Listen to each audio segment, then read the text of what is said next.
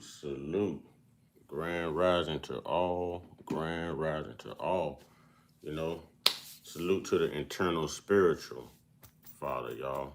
Internal spiritual stuff, man. Not that colonized stuff, man. I tell y'all that all the time. All right. And trolls, only God and your mama can love you. One time, you know what I'm saying? Loaded show today. Lots of information to unpack. Listen, we're speeding up the learning process. Here's what we're doing, because I told you we don't have a lot of time due to the time that we've wasted. So we're speeding up the learning process, and I'm throwing lots of things at you, which is why my lives are starting to last a little longer. Realize you don't have time to sit and watch a 4-hour live in its entirety, but you can break it up in substance. You can break it up as in rations as you need to. Just make sure you get the information, because it's not just me passing on this information. It's other people in the tribe. It's other people in the tribe who do the work and the research as well. And I give everyone a platform. If the mind is right, if the knowledge is right, if the message is right. And that's where I stand. And that's where we stand over here on the platform. So this morning, lots of information to unpack. Lots of things to give our intellectual opinions on, so to speak. And just waiting on my squad to get in here, y'all. We're just waiting on the squad to arrive. They like to sleep later on Sundays. The tribe likes to sleep a little later on Sundays, but the tribe will arrive. It'll be a toss-up to see who get here first out of Money, Mike, and Gotti. You know what I'm saying?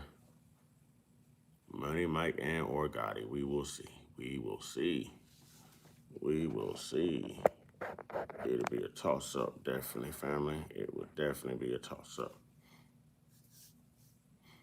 All right, salute. Salute to everyone. Oh, it's a lot to unpack today, man. It's lots of information, man. And yeah, we're going right back at this this Bible stuff, man. It's this made-up religion, man. This control mechanism. We're gonna be discussing a little bit of politics, man. You know what I mean? Lots of history. White narcissism. Lots of things to unpack, ladies and gentlemen. I'll wait for you to get in here. I will wait for you to definitely get in here. All right, we got any mods in the house? Any mods in the house? Any mods in the house? Any mods in the house? You're not a mod. But grand rising to you. Thank you for being here. If you know you're here to troll, please exit now. If you know you're in here to troll and troll only, please exit now. And I'm asking nicely. All right, so let's be accountable. If you know you're here to troll, please exit. Please exit.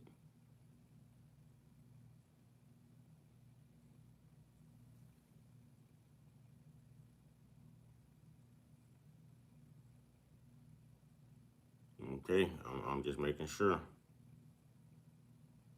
Just making sure.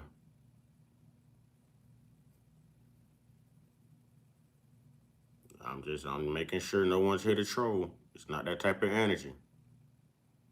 It's not that type of energy. You're gonna be kicked out of here real soon. Yep, you're out of here. Bye, Olaf. Bye, Olaf. I told you, if you know you're here to troll, exit. I told you. I told you. I'm waiting on the boys in blue to show up, the tribe in blue. Once you see that blue pop up, it's a done deal. Good morning, grand rising to all. Grand rising to all. Okay, we got any moderators in the house? Any moderators in the building? Hey, I told you, if you're here to troll, I told you. I told you, I'm here to do my job. I get paid to do this. I'm not finna deal with childish trolls all day. The mentality is old. It needs to be reconstructed. What's good, Ashton TV? What's good with you, brother? What's good with you?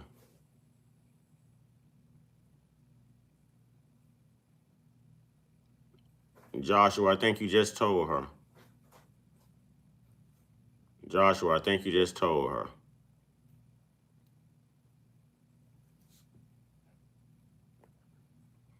Joshua, I think you just told her.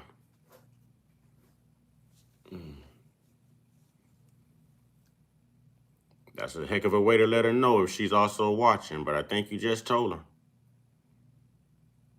I think you just told her. I'm about to call a few of my mods and get them on the platform. I'm just waiting on some mods to get in here. Oh, I'm feeling pretty good. How you feeling, brother?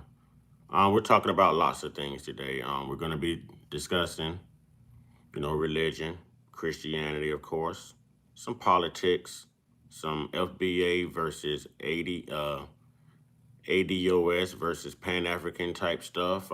It's a loaded package, y'all. It's a loaded live. It's a loaded live. Right, Josh? Never tell on yourself. Never telling yourself. Never telling yourself.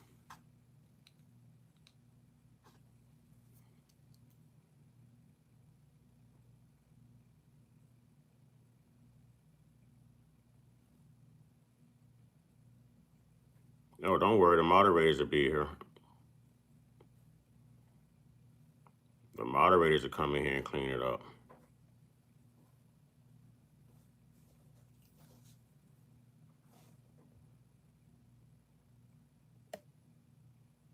And I can clean it up too. How we doing from Utah? How we doing?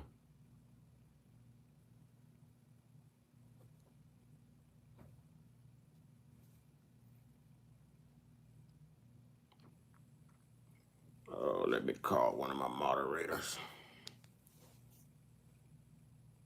so I can get on with the live. Contact one of my moderators so I can get on with the live.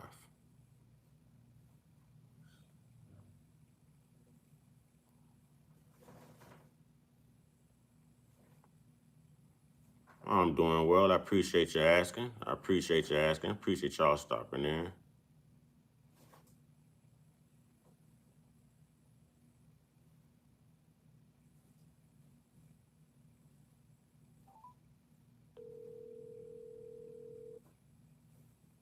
I'm not your boy.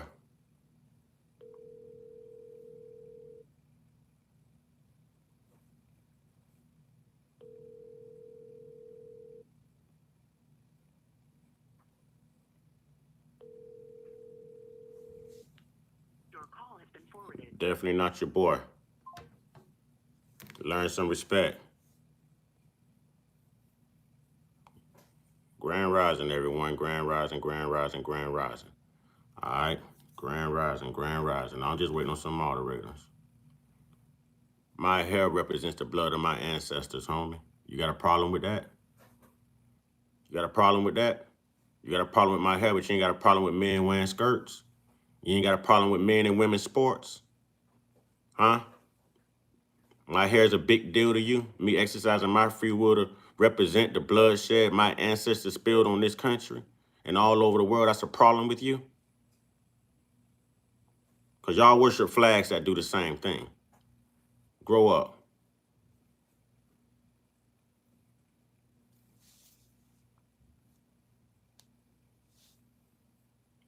Not an Israelite. Foundational Black American, homie. FBA.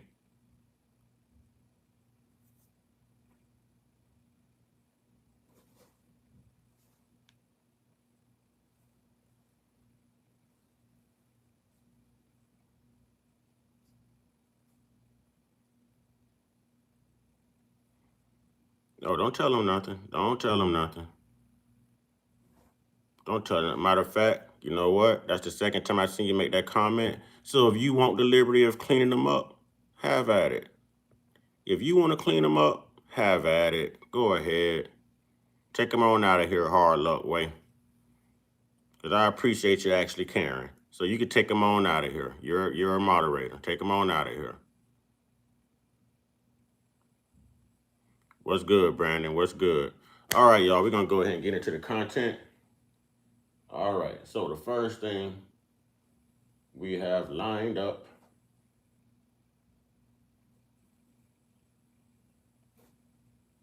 Man, I want to wait till my crew get in here because this is going to be deep right here. That's going to be deep right there. I guess we could start covering the whole Nick Fuentes thing. Supremacy. In my opinion, we need to stop calling it that. In fact, a term that I've seen Yes, I am a boxing fan. But that's not in discussion right now.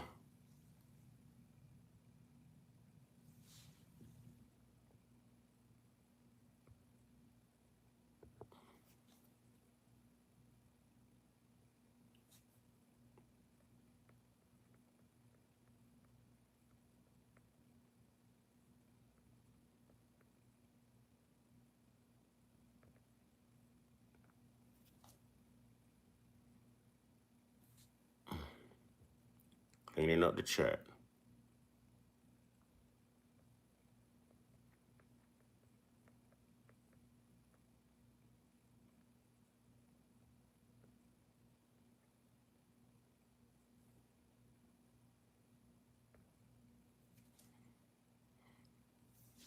All right, let's get into it, y'all. This is Antonio Talks off of YouTube. White supremacy has a problem. And let's check out the content.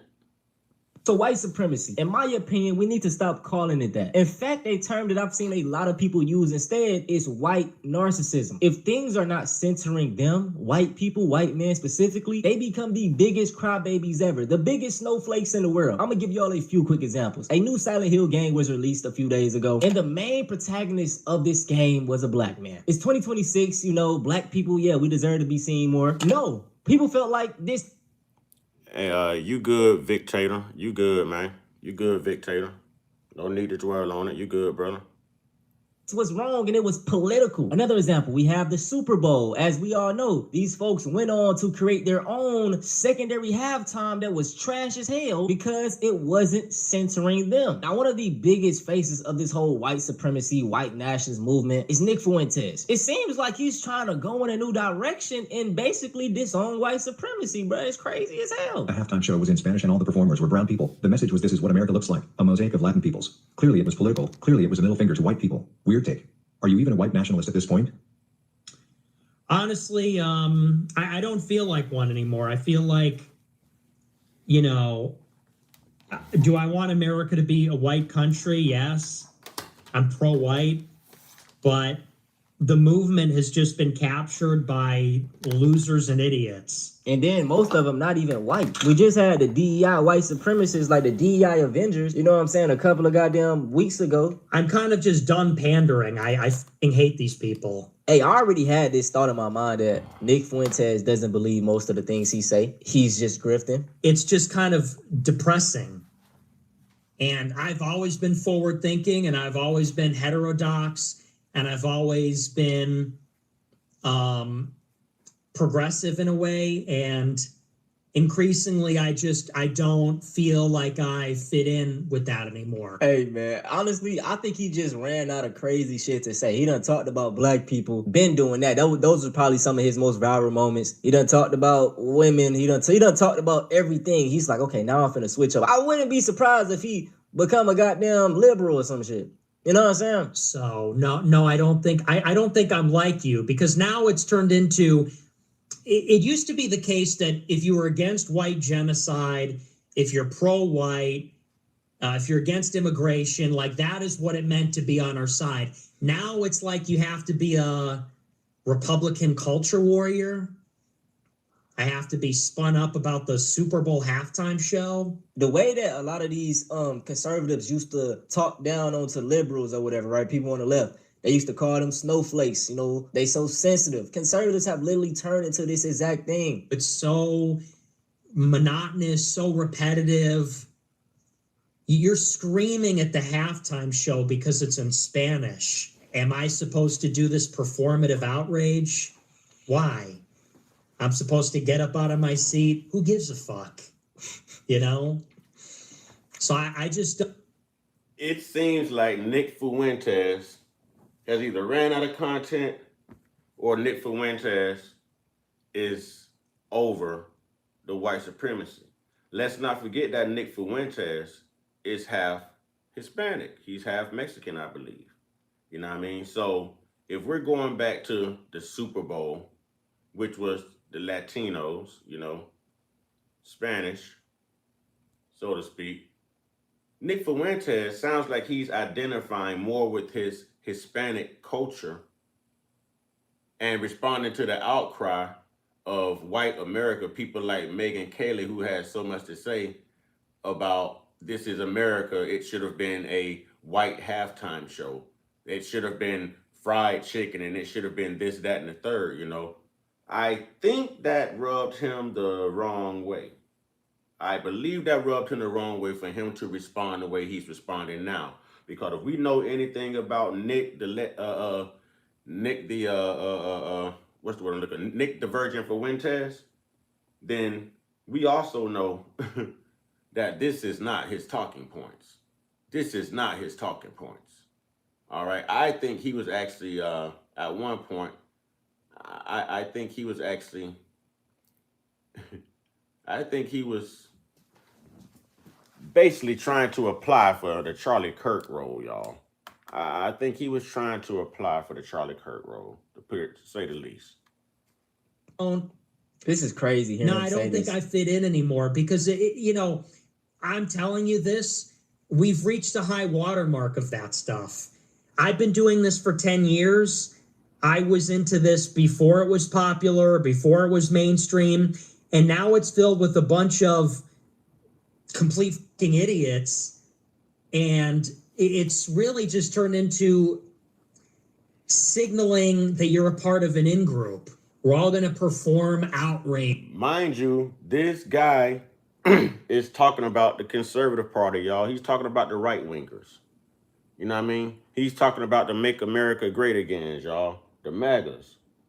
He's saying it's filled with idiots, y'all. This is the same Nick Fuentes who was so hardcore, you know, against leftists, against independents, against blacks, against everyone. Against everyone. I swear he picked up Charlie Kirk's talking points, man. You know what I'm saying? He must have been studying Charlie Kirk real hard. Because the minute Charlie Kirk expired, this guy right here popped up. And he's been doing this for about 10 years, so he says. About 10 years. So I think he's a grifter, y'all. I think he's a grifter. We're all going to perform and do the same jokes, and we're all going to have the same talking points. And I don't know. It's no longer interesting to me. It's no longer interesting. It's not funny anymore. It's not edgy. It's really just become a drag. At one point, we were the trolls, and now we're the butthurt ones. There was a point in time when we were having... What you mean Charlie is way different from this guy? Don't give him any credit. I don't give Charlie any credit either. I don't give Charlie Lyons any credit either. He was a racist bigot. I don't give neither of them any credit. And actually, I believe Nick Fuentes is way more intelligent than Charlie Kirk, to be honest. You know, I think he's way more intelligent. Way more intellectual. Nick Fuentes is far from ignorant. He is far from uneducated. You know, I'm going to give Nick his credit. I'm going to give his talking points may be out of hand and a little far-fetched. But Nick, nah, you've lost your mind. Nick is definitely way smarter than Charlie Kirk. Charlie Kirk inflated so many stats right before our face, we never caught on to it. Never caught on to it. That crap Charlie Kirk said about if he got on a flight and he saw black pilots, he would question their credibility. And you telling me I lost my mind? No, you lost your mind. You lost your focus. And we were laughing and we were trolling and we were making jokes. And now our side are the biggest butthurt of all time. One thing I've noticed though is that any non-black group, they can all come together as a collective and talk about black people and they having the best time of their life. When Black Fatigue was trending, that it was the biggest thing ever. Like you see, all these groups came together to talk about. They both are equally toxic when it comes to the black community. They both have said their fair share of bigotry against the black culture. One is no better than the other. It's just Nick is more intelligent and more fluent in his delivery. He's way more intellectual, but they're both racist bigots. Charlie Kirk always talked down on the culture. Always. I don't know what you were hearing. I don't know how you identify, homie. But we ain't gonna keep having this conversation. I promise you that. People. And everybody it was kumbaya. But that's the thing. White supremacy is not fueled off. And you can't be black because you just use the term color. And anyone that used the term color can't call me brother. You understand what I'm saying? So, J. Fro, we gonna time you on out of here till you realize who you are, homie. We'll see you tomorrow. Love. It's fueled off of shared hate. And when you have that, it's no like structured foundation. So it's going to fall. It's going to get toxic. The thing that y'all have in common is hating something. Hating a group of people. To the young white men who feel ignored and insulted, I want to speak directly to you. For too long, young white men in this country have been treated as if your concerns don't matter, your struggles don't count, and your identity is something to apologize for. Oh my goodness, you can't make this up, bro. What are you talking about? If you're a white man. Now who's playing victim? How are they oppressed? Who's oppressing them? Where is this coming from? Where is this coming from? How? Why? What happened to accountability? In America, and you genuinely feel oppressed. Who is oppressing you? Other white men? I honestly don't get it. Y'all make up 90% of the senators, politicians, presidents. Nigga, we only got one half black president ever. You know what I'm saying? Y'all run everything. So who's oppressing y'all? Like, I'm going insane over here, y'all. I'm going fucking insane, bro. Cause like, this is the most victim mentality shit ever. This old ass white man, he probably got hella properties around the country talking about, he ain't even American. Like, nigga, you British, man. Go ahead and eat you some beans and goddamn, man, bro. That your love of your country is somehow racist and wrong. You've been told to stay quiet, to step aside, to accept being blamed for things you never did. Let's break down this talking point. There's never any accountability, man. Never any accountability. And they quick to say you're blamed for things you didn't do. There's descendants of the J community living to this day that's still receiving reparations from the United States and Germany. And they weren't involved in the Holocaust. They weren't victimized. They didn't lose their life. No one's asking those white members of the J community who received those reparations, what did they go through? They just simply paid the reparations. No one asked the Irish. They just simply paid the reparations, gave them land and citizenship.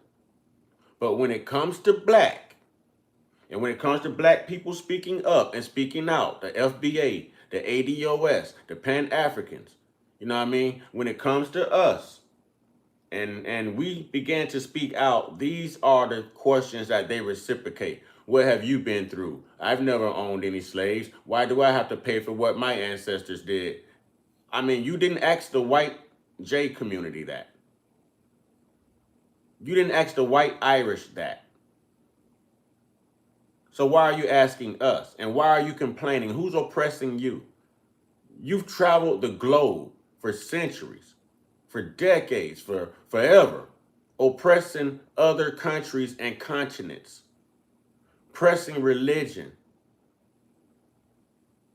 pressing racism, pressing colonization, changing history, changing time, changing calendars, changing language. In some instances, even had people changing locations. Where's the accountability within your culture?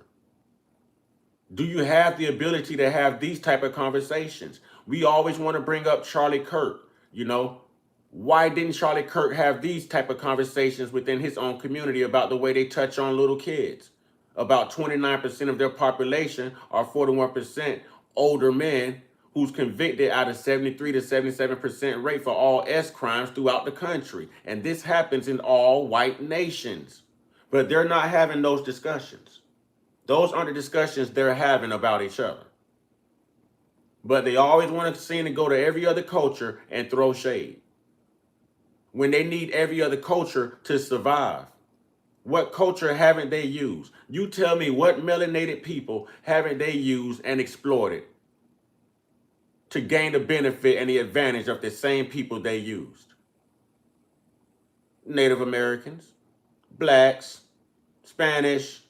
I mean, name a culture of a melanated being that these people have not exploited for their own self-gain.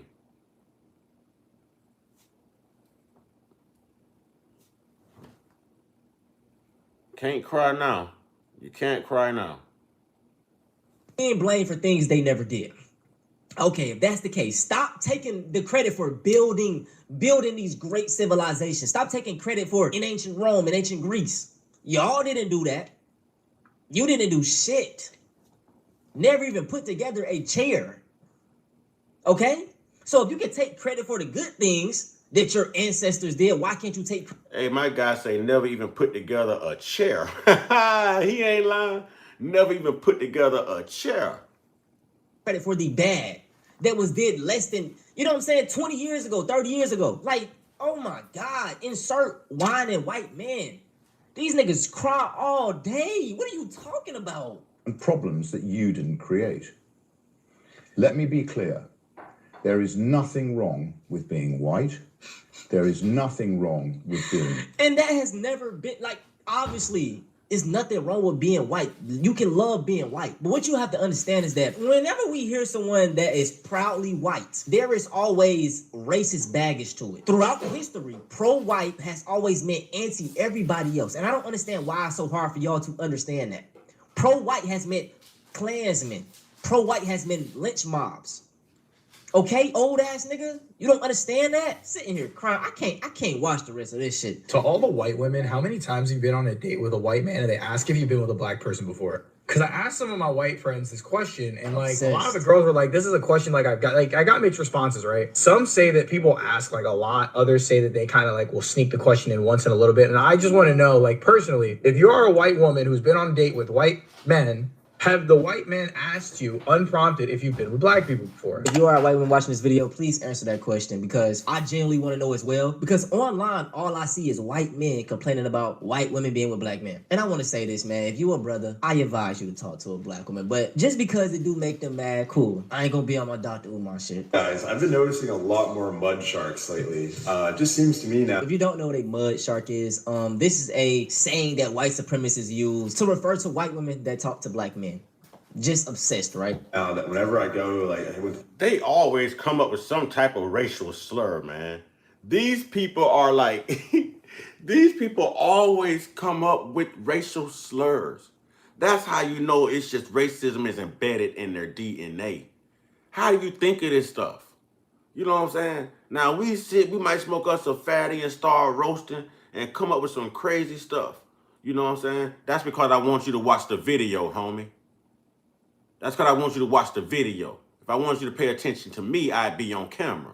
I want you to pay attention to what's going on the screen so we can have a conversation. But that's how you know it's embedded in some of their DNA, because they always find a way to come up with a racial term to describe someone other than themselves. Even their own kind that happens to be interested, you know, in the chocolate, y'all. You know what I'm saying? The chocolate factory. They know they got women that love us. You know what I'm saying? They know they got women that love us. That chocolate factory. Mall or something. I saw like 2 or 3 of them. And maybe it's this phenomenon where it's like now you know what it is and you're looking for it and like you see it. There's nothing unprofessional about what I'm doing, homie. You know how it's not unprofessional? Because I'm still getting paid regardless. I'm still getting paid regardless. You should rather want to see the content than see me. I could let you hear the audio, but it's a lot better if you're seeing what's going on. But, you know, if you deem it unprofessional, you know what I'm saying? Then I'm timing you out, buddy. Get up out of here.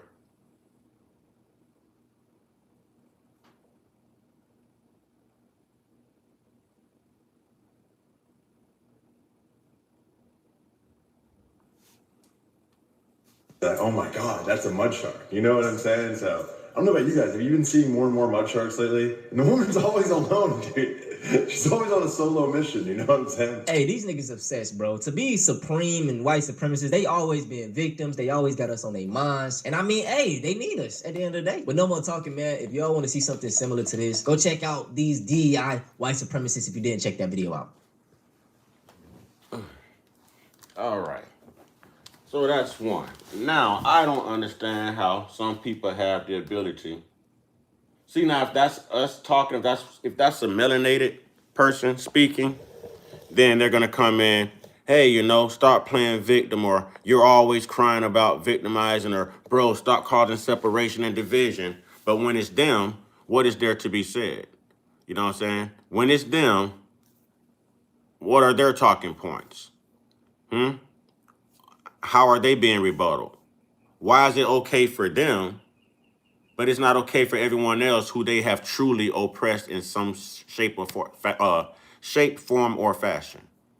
So that's where I say the accountability within this demographic in that community, it's y'all, it is diabolical. It's diabolical. It's almost like, damn, you got the audacity. Out of everything that you've done, your ancestors have done, everything that you benefit from this structure, and you're complaining? And then you do it to your own women as well, because they choose to date outside of a race where their white men are prone to touching children, underage, animals, you know what I mean, and beating the heck out of their women. I just told you that they are convicted at a 70+% rate of all S crimes in America, y'all. You know what I'm saying? Of all S crimes in America.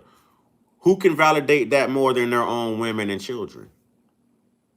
Who can validate that claim more than their own women and children? And I'm giving you stats off of the FBI crime database. Off of the FBI crime database, y'all. So I'm not just sitting and making this up. No, not at all. All right.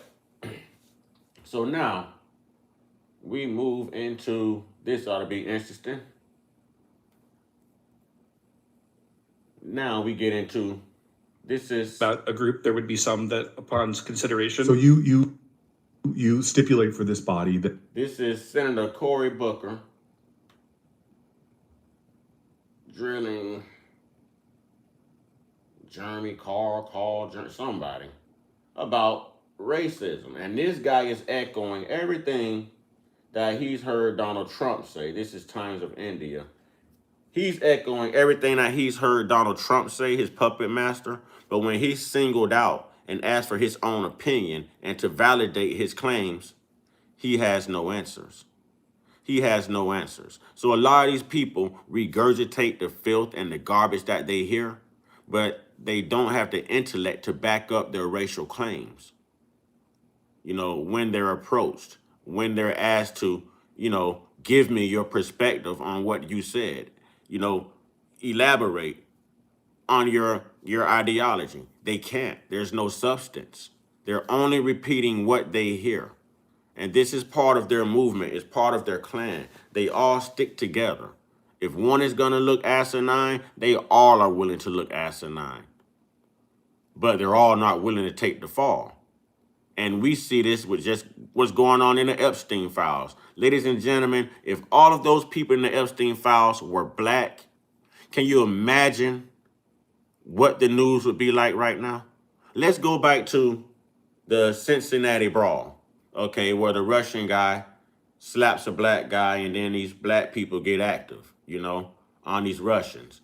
It did not take J.D. Vance long to go back and round up all of those black people who were obviously assaulted first, you know what I mean? Obviously assaulted first. But there was no arrest for the white people. Now look at the Epstein files. Had those people been all black, had those people, I was waiting on your dump to say that. Bye, homie. I was waiting on you to say that. See, somebody just came in. Are you playing victim? But we just heard them playing victim. These people have no accountability. They are hypocrites. They are hypocrites. I was waiting on him to say that. Hypocrites. Now, we just got done listening to one of their very own playing victim. And what do they do? Come in here. Are you playing victim? See, you understand what I'm saying? But no one in those Epstein files have been prosecuted, arrested, questioned. None of the victims have been called. None of them. None of them. You tell me how the Department of Justice, you tell me how Pam Bondi can refuse to turn around and look at those survivors, those victims, and not say a word. She hasn't contacted any one of them. Less more prosecuted anyone in these files. But we know if those people were black in those files, man, listen, mass incarceration already exists in this country for a reason. You know what I mean? Mass incarceration already exists in this country for a group of people for a reason. We know what it would have been. They went back and got Bill Cosby after 30 years. After 30 years. How many million pages of these files is it? How many stories? How many witness accounts have we heard and saw? And there's been no movement, y'all. No action, no arrest, no nothing. But white supremacy doesn't exist, though. You know what I'm saying? White supremacy doesn't exist, though. All right, y'all, let's get into this.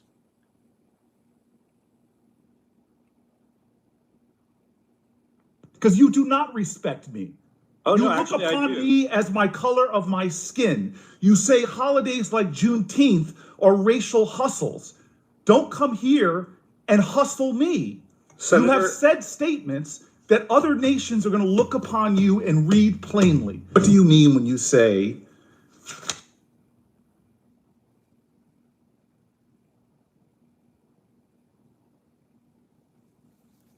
what does that mean? Because they're not regular. They are regular white people.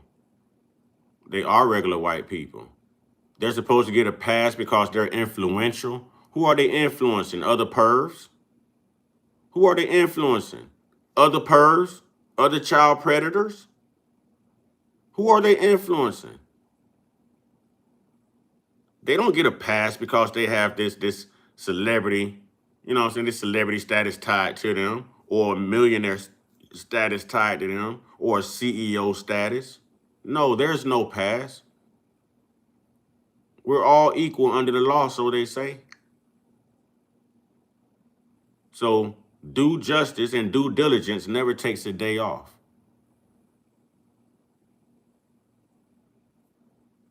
None of the black in the files been booked.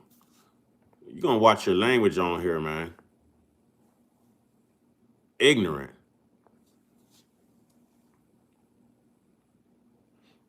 And just to answer your question, how many black ones have you saw?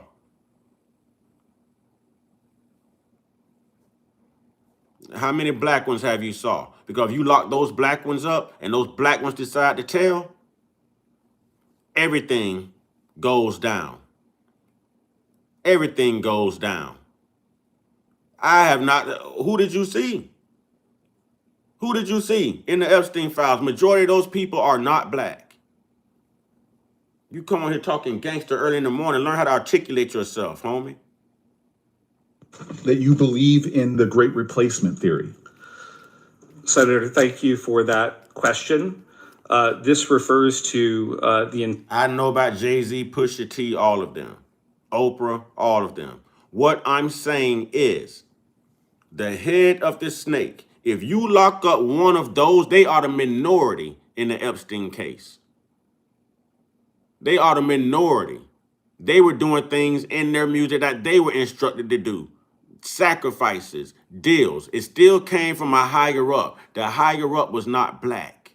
The head of that operation was not black. The government don't look to take down small fish. They look to go get the big sharks. They're not going to spend all those resources taking down the small fish. They're going to spend those resources taking down the big fish. Ghislaine Maxwell, look where she at. Epstein, look where he is. And Maxwell is being taken care of greatly. Greatly.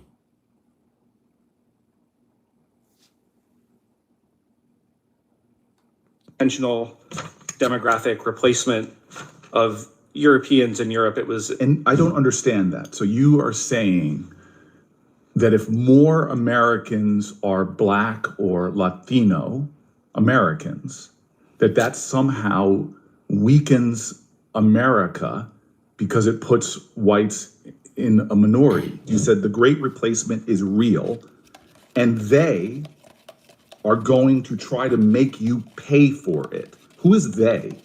It sounds like you have a racial hierarchy. There's no way for me to read this in any other way. Senator, you have said our country based upon religious diversity, you disgrace that legacy and the ideals that we all swear an oath to uphold, that does not believe in one nation for one people and another people. Dear God, I pray for us if we let somebody like you represent us.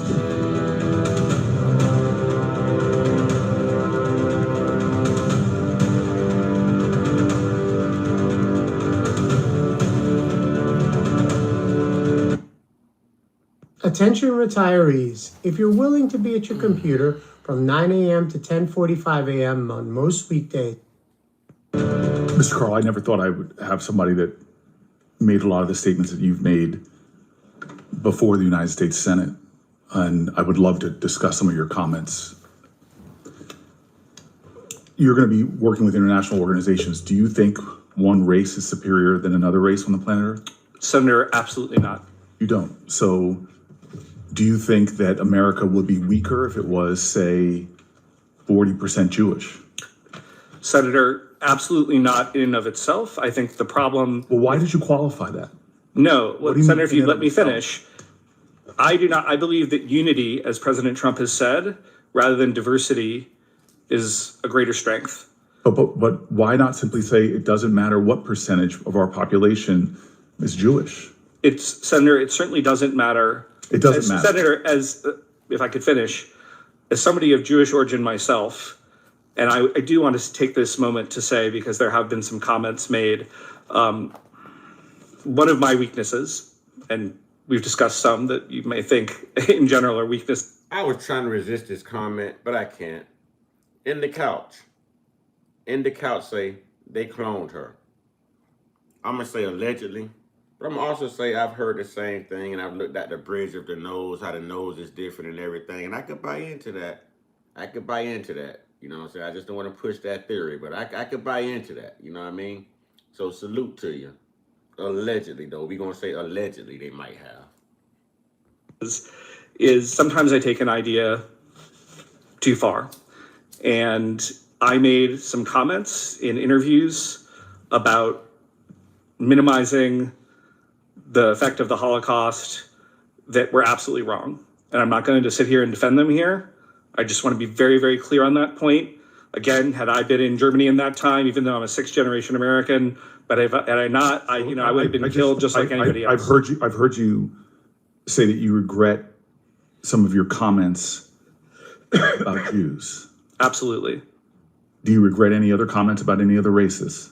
Senator, you would have to reference a certain comment, but I'm certainly not a perfect person, and I'm. Here's something I want to know too. Why is it in this country you can talk about anybody else and it's okay? Well, anybody except, I guess, the rainbow community, I guess. But anybody else and it's okay. But if you question anything about the J community, if you question anything about that nation we know as IHOP on this platform, then you're considered an anti-Semite. Why do we protect them? Why do we protect them so much?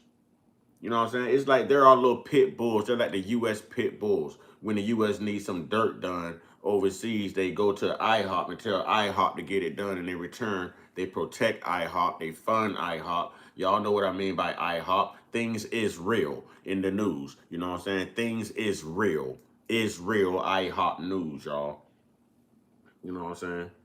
But it's a lot. It's a lot right here, man. It's a lot. I just want to know why they're protected. Even over here, if you court, they drug Kyrie Irving, man. I remember when Kyrie Irving came out and said something. They drug Ye, you know what I'm saying, formerly known as Kanye West. They drug him. They drag everybody through the mud when you say something about that community. But you can talk about anyone else and it's okay. Why do we protect that nation so much when we have seen the things that Benjamin Netanyahu is capable of? We saw what he's done. Why do we protect them? Someone please answer that for me. That I've Do made. you regret any of your comments about Latino Americans? Senator, I'm sure that if you read me every single comment I'd made about a group, there would be some that, upon consideration. So you stipulate for this body that you have in your past made comments about Jews and Latinos and perhaps blacks that you perhaps regret. Senator, thank you for the question. As a Calvinist who believes that we're all infinitely sinful and only redeemed through grace. See, sir, we're sending you into a very diverse world. Yeah. And you can't say unequivocally that America, it doesn't matter what our racial makeup is. You believe it matters what the racial makeup of America is.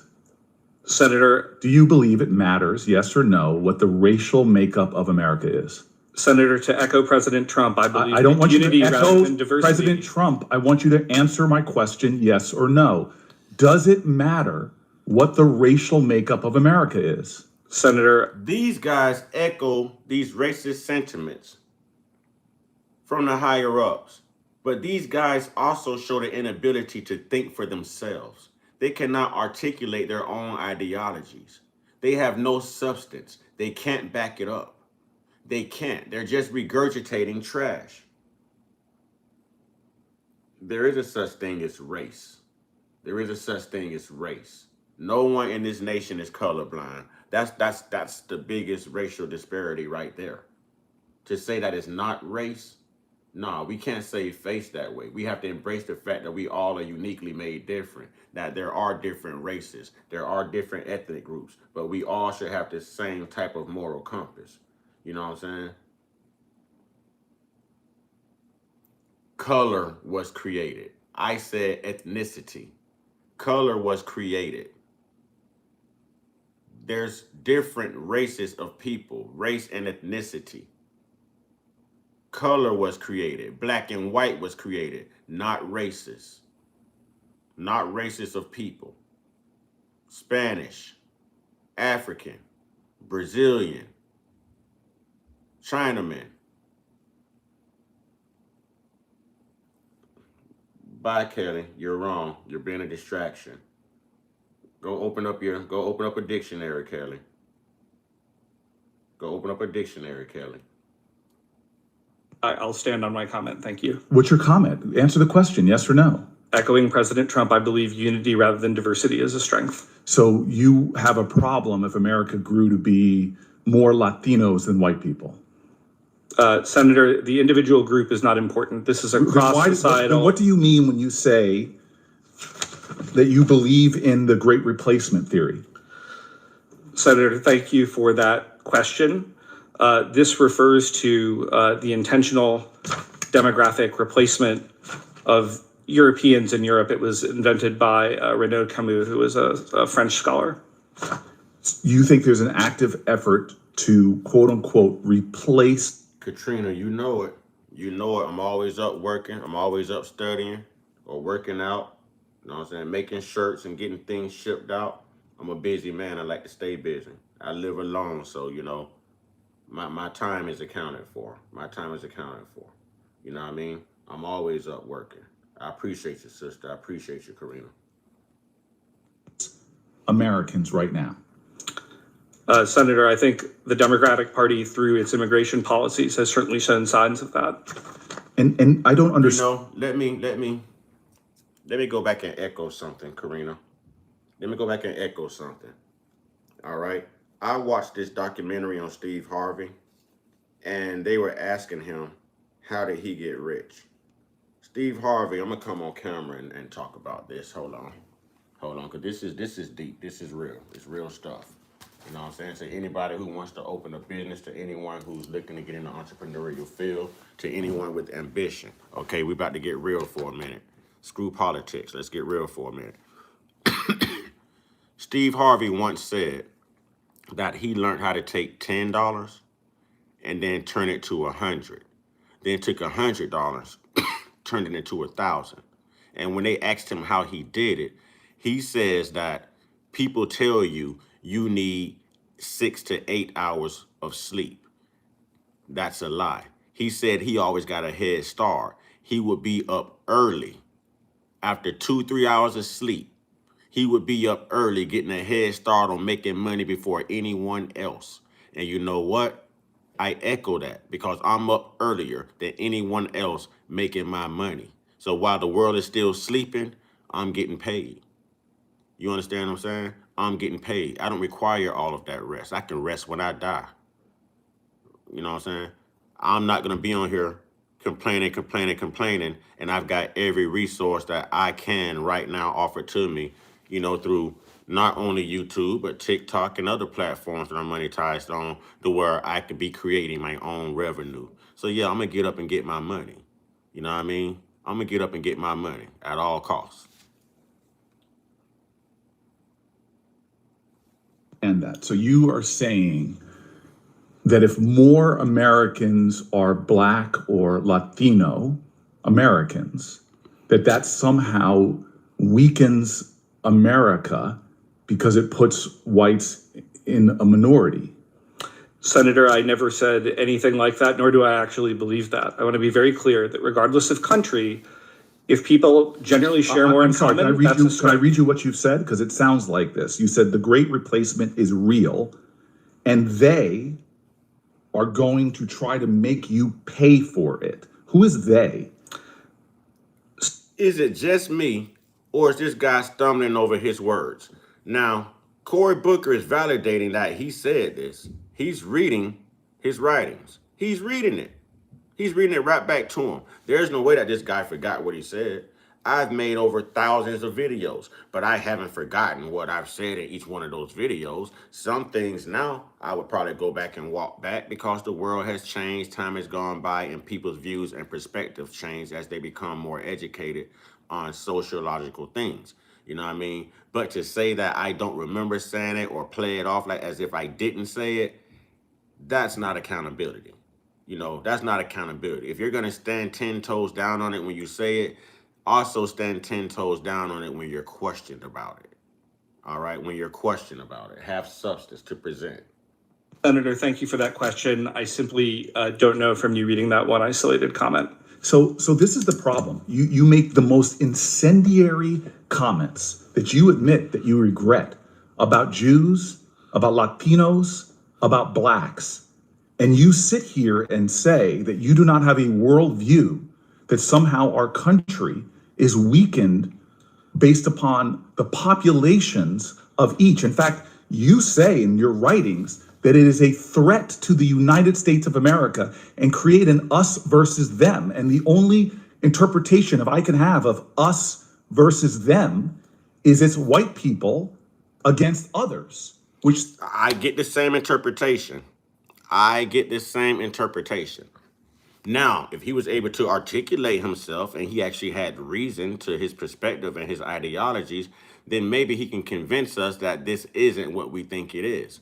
But since this guy is not capable of articulating his stance and his position on things that he vocalized, then it does leave people like me to agree with Cory Booker that it does seem like he's saying white people versus everyone else. White people versus everyone else. Why so? Why so? See, people always say, oh, it's not race. It doesn't come down to race. Well, with the specific demographic of people, it does come down to race. And it's always been about race. And they've always worked through race. Always. Always. Sounds deeply racist to me that somehow you think our country's greatness depends upon its ethnic diversity as long as white people have more numbers than others. That does not sound like a nation that was founded with the belief that all people are created equal and equal before the eyes of God.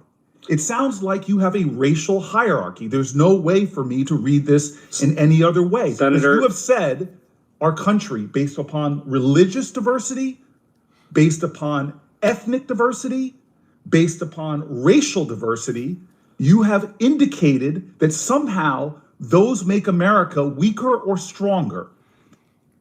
Listen, I got to give Cory Booker his credit, man. He is standing on business right now. He is standing on business, and he's calling them out. And he's calling them out in front of everybody. Everyone around. Look at the people around Senator Cory Booker right now. See, we always say America is a melting pot. Look at the diversity behind him. Look at the diversity. And he's drilling this guy. Drilling him, as he should. God forbid our nation grows in population that then you suddenly say, I'm aggrieved, and they are trying to replace us. This is the United States of America. We are one nation under God, but you cut us up and divide us along racial lines. Senator, respectfully, I do not... Sir, Wait. So is Cory Booker playing victim right now? Is there a racist in the building? Is there a racist in the building? Because I want to know if Senator Cory Booker is playing victim right now. Is there a racist in the building? Oh, don't be shy. Don't be shy. Is there a racist in the building? There's always a racist among us. Is there a racist in the building? Is there an extreme right-winger in the building? Extreme radical right-winger in the building? I'm independent, so. Okay, I guess not. Oh, okay, well, all right. Good crowd so far. Good crowd. So, do everyone in the chat right now, everyone present, do y'all feel like Cory Booker is playing victim, or do you feel like Cory Booker is standing up for what America should be?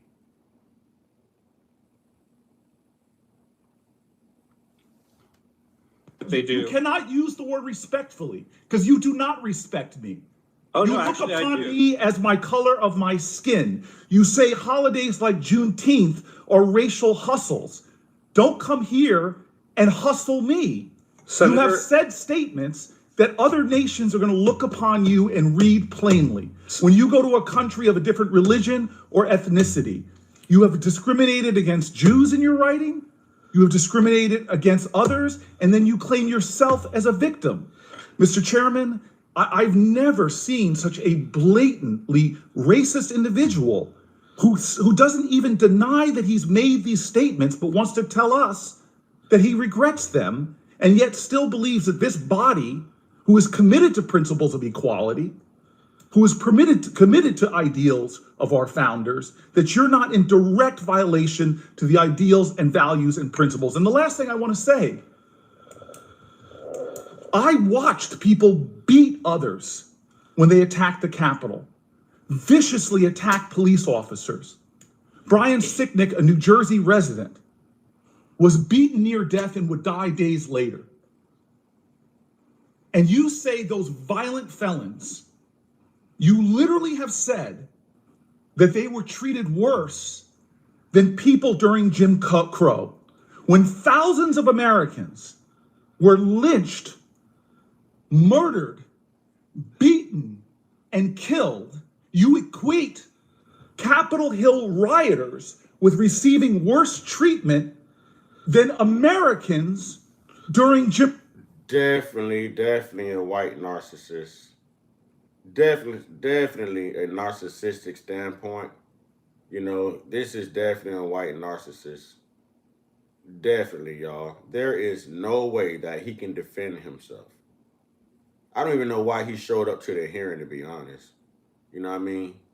There is no way to defend these statements, but he's going to echo everything he hear from his race base, y'all, from his racist base.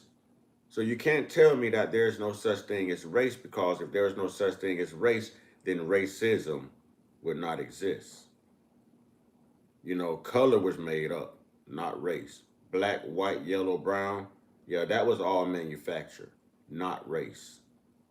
Not race. Crow, which even some of the worst people who participated in that violence and beatings have come forward decades later and said, I was wrong. It is shameful that when this body ran for its life, when they had gallows for the vice president put outside, when they tried to stop the peaceful transfer of power, that you would equate those people to the folks that were victimized and terrorized by white nationalist organizations like the KKK. Sir, you have no decency. You have no honor. You say inflammatory things because it thinks it will ingratiate you to those who are paying your salary. And you sit here before me and try to wrap yourself in the American flag? Well, I believe in this nation. I believe in the principles. I believe in those who fought and died for our country. You disgrace that legacy and the ideals that we all swear an oath to uphold, that does not believe in one nation for one people and another people. Dear God, I pray for us if we let somebody like you represent us to the diverse nations of the world as people like him has been representing us as a nation since the beginning of time, since America became America. Your first 12 presidents owned slaves. And I'm sure they did other things to those slaves as well. We know of Thomas Jefferson doing it to a 12 to 14-year-old slave girl by the name of Sally Hemings. You know, so this has been going on since America, you know, became America. So question is, what are we going to do about it? Because these type of people has been running the government, has been in control of policies, has been in control of laws. And they're so quick to persecute other people, but won't prosecute themselves. Again, I say there is no accountability. Setting the values of our country. Senator, Mr. I Chairman, absolutely yield. deplore Jim Crow, but I do not agree with the characterization that you have done of my views.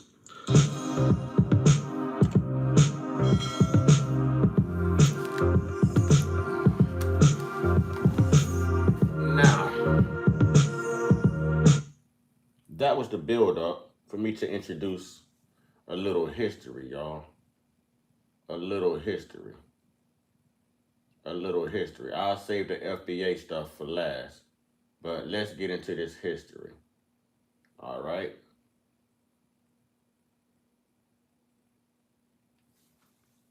Let's get into this history. Those that they saw as acting in the political interest. Now, I started. I think about how I divide my time. It's very carefully. First off, who you talking to? Talking about watch your mouth. Kiss my ass. Tell me to watch my mouth now.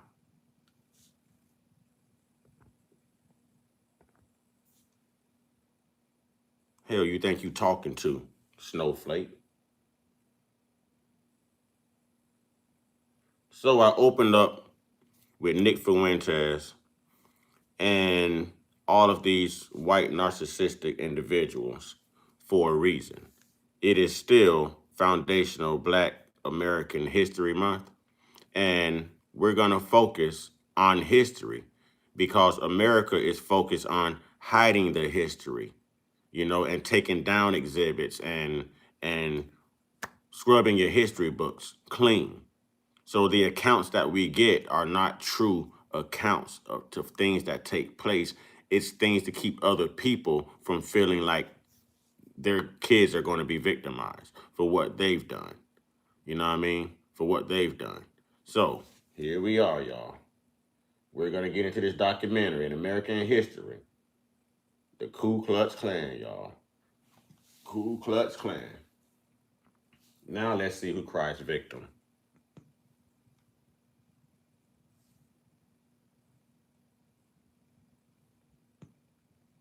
Here we go. People that don't listen.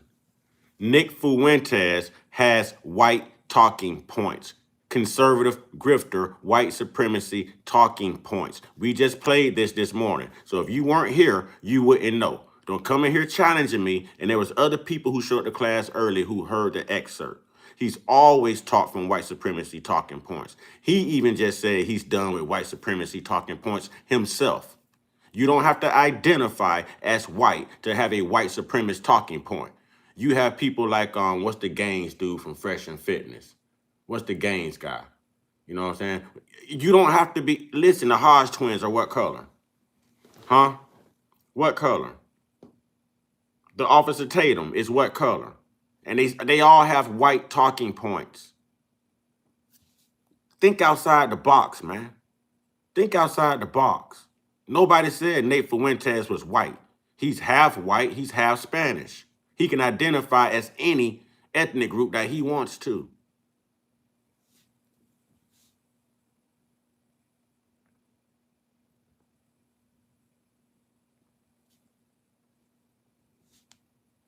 Shut the hell up.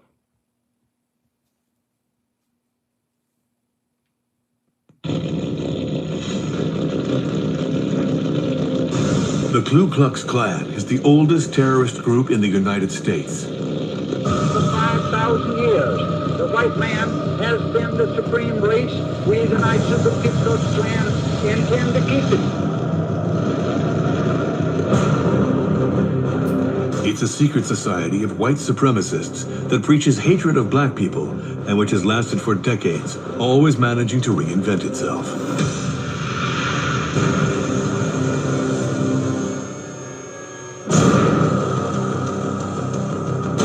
Its crimes have caused bloodshed in America for over 150 years. 150 years of hatred, racism, and horror.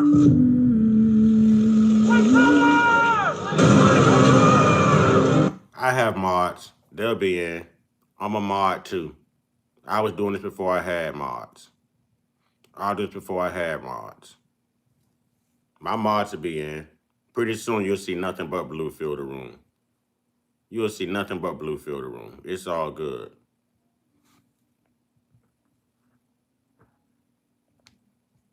You're getting reported every time you put that on the screen, homie. And you ain't figured that out yet. You ain't figured that out yet. You know what I'm saying? You get reported every time you put that on the screen. Now, you're going to piss me off and I'm going to cook all you racists. That's what's going to happen. I'm just being patient. I'm being patient, called pressure bust pipes. I'm being patient and I'm going to Incredible Hulk you, as I always do. So I'm just this is the build up. You know what I'm saying? This is the build up. So keep it coming. Keep it coming. This is the build up, especially you, Nigel. Keep it coming. This is the build up. You know what I'm saying? This is the build up. Keep it coming, because when I cook you, I'm going to cook you. I'm going to hurt your feelings. I'm going to have you checking into a mental health clinic. I promise you. I promise you. I promise you. I'm going to hurt your feelings so bad, you're going to be the next one to create a mass Obama today out in public. You're going to go to a Walmart dressed like a trans. I'm going to hurt your feelings so bad, you're going to engrave shells on stuff, and you're going to go out and take it out on other people. Keep on. Keep on. Keep on. But I make you off yourself. Keep on. I'm going to give it to you. Same thing make you laugh, make you cry. Same thing make you laugh, make you cry. Keep on. Caitlyn Jenner, keep on. I say segregation now, segregation tomorrow, and segregation forever. I don't believe in segregation, I believe in slavery. 150 years of exclusion, violence, and rage. A tale of cruelty whose ghosts still haunt the United States. Oh, I told y'all the blue was going to come in the room. I told y'all. You know what I'm saying? The blue is going to come in the room. Nigel, you're coming here talking like you hard. You ain't nothing but a doggone keyboard gangster, homie. So in real life, you soft as wet toilet paper. Huh? You vagina status, homie. You vagina status. You easy work. Easy work.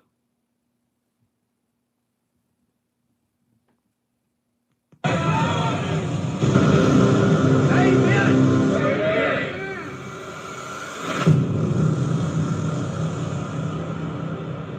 stand ignorant people, man.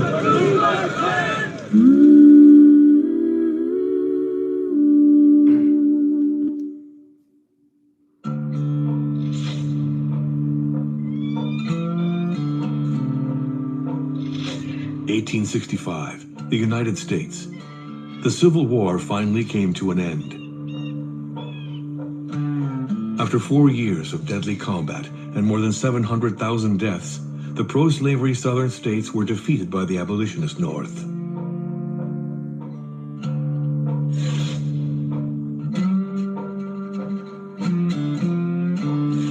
General Lee surrendered to General Grant. Good morning, Tyron Chambers. Good morning, brother. You know what I mean? Grand Rising. Grand Rising. You got a lot of work to do, my brother, because they in here. You got lots of work to do because they are in here. You know what I mean? So don't hesitate. Time them out, kick them out, whatever you want to do. Just make sure we roast them first. Make sure we get it in and embarrass their ass over this internet. You know what I mean? Because I'm waiting. You know I'm going to give it to these vampires, bro. I'm waiting. You know me. If anybody follow me, you know they going to get that work. You know, but this is the build up, y'all. I'm trying to be a little bit more patient. A little bit more patient. But this is the build up. When I let loose, I'm going to let loose. But I'm telling you, if you was thinking about becoming a woman, if you a man and you wasn't happy with your sexuality, boy, today I'm telling you, I will change your life. Keep it up. Keep it up. Keep it up. You'll make that change today, boy. You'll put on that dress and them thongs today, boy. Keep on. Keep on. At Appomattox. Several months later, slavery was abolished. Nearly 4 million of the South's 9 million inhabitants were enslaved. And at last they were free of their chains.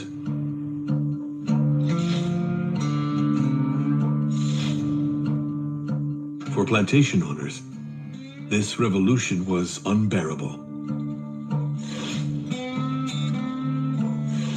So a shock to their identity, because their identity was very much tied up in being masters to being a class of people who were masters to slaves, even if they had not themselves been slave owners.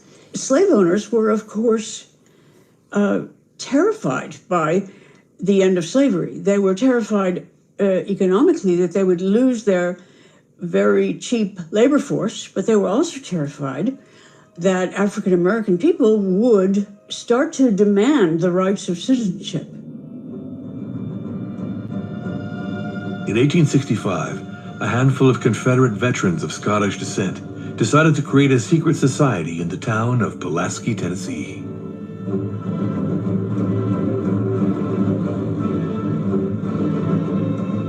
It was originally designed to be a fraternal order. It was designed as a joke. It was literally designed for a bunch of guys to have a reason to hang out and drink beer and just like take care of each other. If we were to ask why they created the Klan, they claimed always that it started as a fraternal drinking society. They were young men, they were bored, they lived in a small town called Pulaski, Tennessee, and they decided to form a little secret society.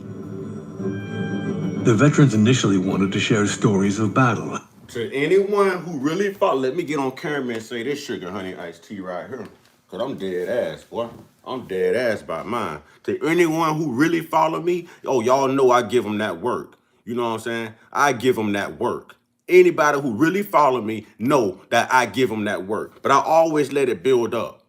And I won't buy 200 or 300 on my, I won't buy 200 or 300 in the room before I Incredible Hulk they ass. Real talk. Real talk. So this is the build up. I want to attract them. This is my content. That creates my content.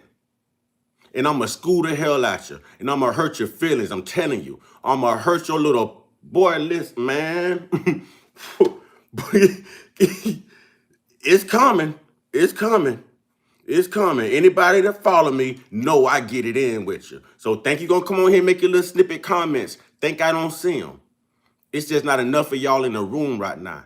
You know what I'm saying? Boy, my fight game so good, boy, I need about 200-300 of y'all versus my one. Don't worry about me. Worry about they ass, I'm telling you. Because when this right here open up and start spitting facts, you know, I'm telling you, I'm cooking pig feet today, boy. Pork rinds and pig feet. Keep on now. I see your hard ERs.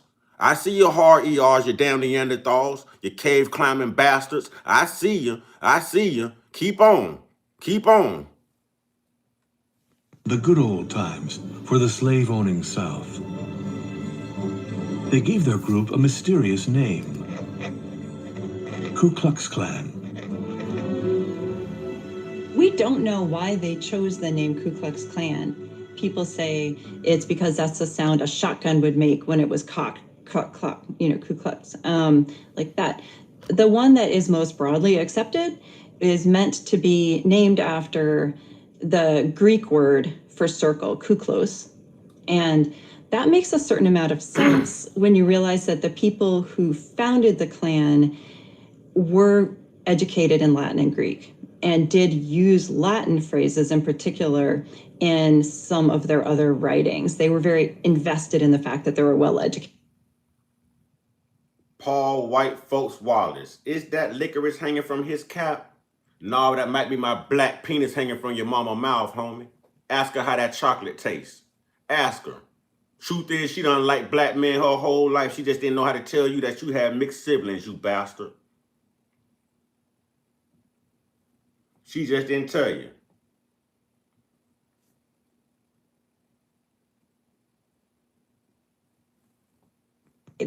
They harked back to Greek mythology, Greek names. It was really... Oh, here it go. I like this. Here it go. I've been waiting on this. Here it go. Here it go. Here it go.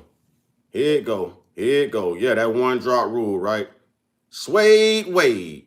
You ain't nothing but a failure. No, that would be your race, homie. You had a 400-year head start, and it's more of y'all standing on the curb right now with cardboard signs. Will work for food. Hungry. Just need help. How? How do you need help? I wouldn't give to you homeless white bastards. You had a 400-year head start. How you still need help? How you still the face of EBT? How you still the face of HUD and Section 8? Huh? Tell me why. Tell me how you say you built everything and all you did was sit on horseback and use people who had melanin, whether they was black, Indian, or goddamn Mexican. Tell me why you so goddamn lazy. Tell me why you can't keep your hands off them MFing kids. Tell me why you won't mess with people who can defend themselves. Tell me why. Tell me why you can't do it. You can't do it. You rather mess with them little 12 to 14-year-old girls. You around here trying to pass laws and drop the legal age of sexual consent down to 14 years old because your own damn women don't want you. They want the BBC, homie. They want the Johnson & Johnson, you bastard. What are you talking about, fool? I told you it's the build up. Keep on. I told you it's the build up, you canine fur having ass bastard. Keep on. I done told you. I done told you. In many ways, like a very adolescent fantasy of a kind of medieval bunch of warriors. They added the word clan, a common term in Scotland, to the Greek phrase kuklos, and started each word with a K. The clan was born. Their first appearances in public in Pulaski were peaceful, but soon harassment and intimidation of former slaves became daily rituals. The very first Klan group in Pulaski was essentially a group that kind of played pranks. They would dress up in very elaborate costumes, not the white sheets that we see today, and they would go around and try and scare people or play pranks. They often would try and frighten freed slaves who they thought were so superstitious that they would believe they were ghosts and so on. Sometimes they change their voices. No.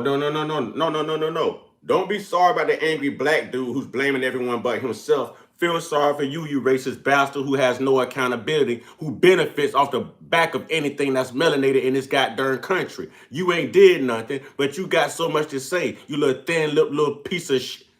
I don't know how you talking. You barely got lips. You run around here trying to emulate us. Your women around here getting Botox in their lips. Your women around here getting, you know what I'm saying, shots in the ass, trying to look like a black woman, wearing braids. You around here sagging pants, going in your mouth, talk like us, walk like us, riding around here booming our music in your car. You want to be us so bad, homie. Walk out in the sun and get exposed. Walk out in the sun. You want to be black until you're in the sun. The sun will let you know ain't nothing about you superior. You're inferior. Truth is you always need a help. Truth is you can't do nothing by yourself. Truth is you ain't no damn victim. You the victimizer. That's why the sun don't smile upon you. That's why the sun is your enemy. That's why you're dying at a high rate. That's why your birth rate has decreased. That's why you're soon to be the minority here within the next 10 to 20 years. And that's your fear. Your fear is black and brown is going to do the same thing to your demonic ass that you did to everybody else. You cave dweller. Hell is you talking about, you knuckle dragging bastard you? What is you talking about? What is you talking about?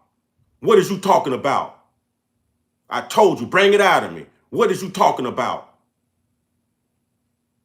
During the attacks, so they'll make animal noises and hoots and things like that, but they'll also speak really high or really low, or one guy will speak high and the other guy will speak low, or they'll take on a fake German accent. They're somehow being playful with their violence. They're performing. Why are you not investing in tax liens? No, seriously. Why are you not investing into one of the most incredible real estate strategies that's the most passive and creates the highest rate?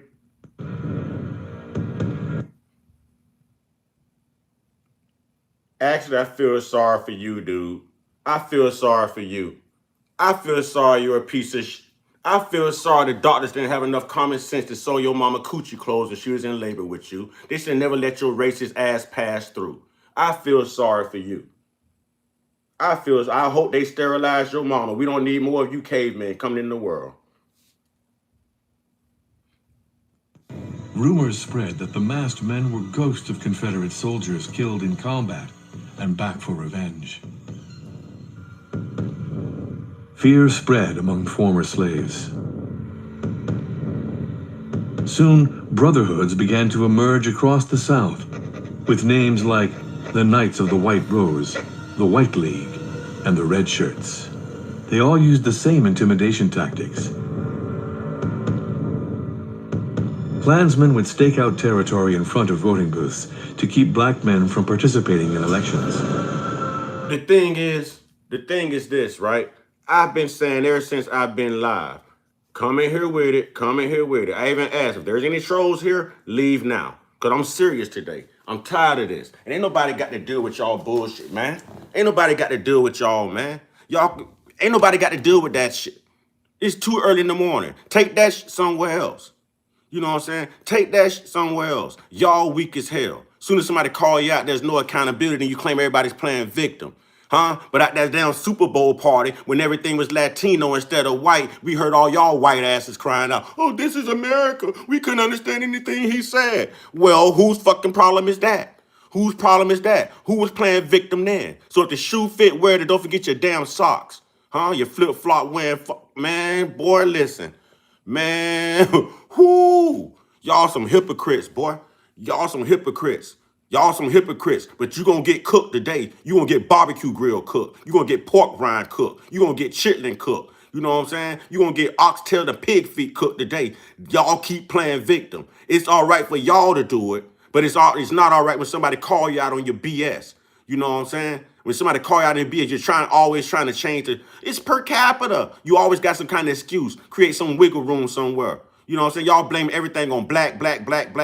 It come to y'all. No, it's the liberals. It's the moderates. It's the left. It's the right. It's the conservatives. No, it's all y'all. It's all y'all. It's all y'all. Nobody plays victim more than y'all. Nobody plays victim. You throw a rock and hide your hand, and you're mad when people call you out on it. You mad. 2977. 2977. And let me address your 1350, fool. Want me to address your 1350 for you? Watch this. I'm going to show you how to shut down the racists. Want me to address your 1350? Because what you mean to say is we make up 13% of the population, but we are exonerated from all false alleged crimes at 50%. At 50%. So you listen to too much Charlie Kirk. Let me give you the truth. Oh, I like this. I like dealing with the racists. Y'all make my day. I like dealing with the racists. I definitely like dealing with the racists. Let me give you the truth, huh? The lies should have quit when the internet hit. I like dealing with y'all racists. I like dealing with y'all racists. I got your boy. I got your boy in my pants. I done slapped your mom across the face with it 2 or 3 times. I got your boy. I got your boy. I got your boy. Watch this.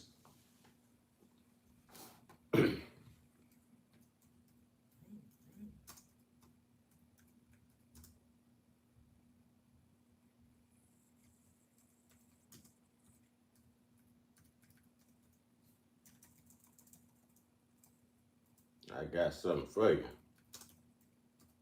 I got something for you. Better believe it.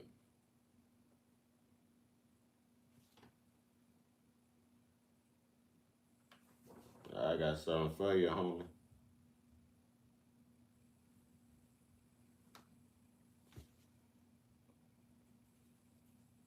Please stay. Don't leave. Don't leave. Stay right here. Get this work. Don't go nowhere. Get this work.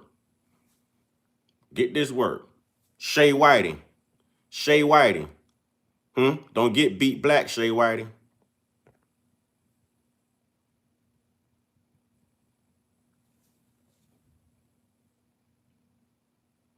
One of my biggest pet peeves is hypocrisy. And in 2025, on the social media side, we see a lot of that. So black fatigue, for one, it has completely lost its original meaning. And in 2025, it's a word to describe how fatigued everyone is with black people. How ironic. Now, I'm not gonna lie. We got some degenerates in the black community, but every race does. And it's like a lot of these white people think they shit don't stink either. Now, on the YouTube side, what a lot of these channels love to do is find like a headline of a black person, you know, doing something stupid. They react to it and put black fatigue in the title. Boom.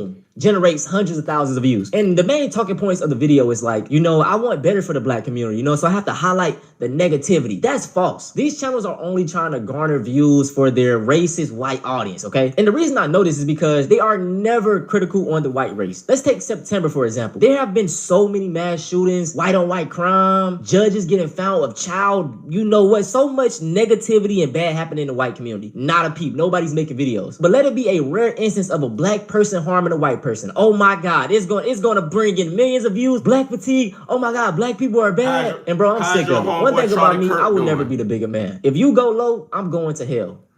Hey, how's your homeboy Charlie Kirk doing? Huh? How's your homeboy Charlie Kirk doing? That's all I want to know. How's Charlie Kirk doing? Ask him how he feeling. Kind of crazy to say, but I'm tired of everybody demonizing black people like we are so bad when it's the complete opposite. We know who it is. It's the cave dwellers. News turning TikTok into a weapon. Lee County deputies say a student is now a criminal thanks to a social media post. Gulf Coast News' anchor Peter Bush uncovers the story for parents. The sheriff's office tells us that North Fort Myers was the school, or North Fort Myers Academy was the school targeted in this TikTok post. Investigators tell Gulf Coast News Stanislav Popacek wrote a threat on TikTok stating that he was going to shoot up a school today. That thankfully did not happen. How many times have we seen this? You know, it's a part of the culture at this point. You know what I'm saying? I blame the culture. I blame the culture and I blame the parents. We have to start holding these white women accountable for raising such thugs. It's getting out of fucking hand. We had an 11-year-old suspect comment on TikTok saying that he was going to use a rifle and shoot the school up and furthermore potentially bomb the school. The FBI even got involved in the investigation, but the sheriff is making an urgent plea today. Oh, who's crying victim now in the chat? Are those the little pale-faced white woman tears? Who's playing victim now in the chat? Look, you vampires, I told you when the sun come up, you go poof. I told you. It didn't even take no garlic this time. It didn't even take no silver steaks, no nothing. It just took the truth. It took the truth. Oh, look who's playing victim now. Pussies. Parents, I need the parents to play their role. Guardians, family members, play their... Oh, no, let me educate you. We don't dwell in trees either. That'll be y'all too. Y'all have that primate gene. Neanderthal came with the primate gene. Why you think you got thin lips like the monkey do and you got straight hair like a monkey does? Huh? You come with the primate gene, as well as canine fur. Why do you think you smell like wet dogs when you get wet? Huh? Huh? Don't forget your poncho. Don't forget your raincoat. And I told y'all all the time the difference between white people and good white folks. I rock with good white folks. I don't give a damn about white people. Because y'all idiots, you're imbeciles, you're racist little cavemen. You know what I'm saying? You some incest committing ass people, man. You know what I'm saying? Y'all don't care about nothing. You introduce disease, you introduce famine, you introduce poverty, you introduce white supremacy, you introduce a fake ass religion, you refuse to pay reparations, you can't get nothing done yourself, you complain, you stood ahead of EBT and SNAP, you had a 400-year head start. You know what I'm saying? What more do you need to prove that you are unsuccessful? Every white nation right now is fighting each other, fighting one another. Fighting one another. You know what? In all white nations, you know what leads the way in your culture? Those S crimes. Those S crimes. You do it to your children. You do it to your pet donkeys. You do it to your chihuahuas. You do it to your women. And your women and your children are safer around us than they are around you, clown. The hell you talking about? Grow a pair. Oh, I forgot you can't. Role, which means sit their child down and tell them fake threat, real consequence. That shit wasn't no fake threat. His ass was gonna do it for real. We gotta, we see who the main suspects are every time these mass shootings happen. Like, you know what I'm saying? We gotta start profiling at this point. It just is what it is. So now we got New Jersey teen girls killed in quiet suburb by alleged stalker who ran them down in a Jeep. She made complaints and nothing was done. These are the victims right here, man. Rest in peace to them. And this fool say stand in front of the mirror when saying, I don't need to stand in front of a mirror. I just held a mirror up to show you your reflection, clown. This is your reflection. We don't do this. You do this. We didn't colonize. You colonize. And in return, you know what you get? You get to die early because you didn't keep your in the West where you was born at. So welcome to our son. I told you I'll put my son, the S-U-N, up against your son, the S-O-N, any day. I bet you flee when my son come up. I bet you my son is killing you at an all-time high. Huh? I bet you that son give me life. It don't give you life. It give you diseases. What the hell you talking about, you melanated deficient ass being? What is you talking about? You need melanin. Too bad you ain't got it. You're around here getting your spray tans and laying in sunning beds for hours trying to look like us. Don't worry. You're going to look like us when you die. That's why you're buried in 3 days. You don't want your family members coming to see a black corpse. That's why you got to be put away in 3 days. Who the hell is you talking to, clown? guess who did it, y'all? This guy right here. Now, the crazy thing about him, y'all, guess who he looked up to? Andrew Tate and Charlie Kirk. So this right here is a live stream video right before the event happened, and this is what he had to say. I gotta get drop P5 tonight. Hey, whenever Maria sees the pizza guy come, better think of Charlie Kirk for making fun of his fucking death. Stupid ass clown. Wait, just remember that. One of the girls made a comment about Charlie Kirk and he got mad. And you just seen what he said. I want you to think about. Bruh, I ain't broke and I ain't mad, homie. I ain't broke and I ain't mad. Oh, I'm monetized. You mad. You mad because you don't have the intellect and the intelligence to start your own platform. You mad because nobody gonna follow your racist BS. You mad because you don't like the truth coming out. You know what I'm saying? I ain't lived with my mama since I was 14 years old, homie. I'm a grown-ass man. I'm a grown-ass man. I live on my own. I pay my own bills. I make my own way. You can't say that. What are you doing? Are you womanizing women? Are you living off of women? Huh? Are you jumping from each hoe that's got a HUD voucher? Is that what you doing? Jumping from hoe to hoe in public housing? Is that what you doing? Are you playing victim now? Huh? Are you playing victim now, Mr. Failure? Because you look kind of pale. That means you had a head start too. That means that one drop rule also applied to you, you Obama ass fool. You don't hear a peep about this in the media, y'all. 70 miles per hour. That's how fast cops say a 17-year-old was driving when he mowed down two teen girls riding on an e-bike. Now video has surfaced of the suspect shortly after the crash, laughing on a gaming site. It's the creepy laugh of an accused killer. We're learning new information about 17-year-old Vincent Bataloro, accused of intentionally slamming his Jeep into two best friends as they rode an e-bike. According to just released court papers, police say he was driving 70 miles an hour when he plowed into 17-year-olds Maria Niotis and Isabella Salas. We found this video of Bataloro on a gaming site talking about pranking Maria by sending a pizza to her house. She reportedly had spurned his advances and had filed for a restraining order against him. Hi, can I place an order for delivery, please? Can I get 2 large pepperoni pizzas? It'll be cash at the door. He then lets out that demonic laugh. He tells viewers it's all because allegedly Maria had made fun of Charlie Kirk. Whenever Maria sees the pizza guy come, better think of Charlie Kirk for making fun of his death.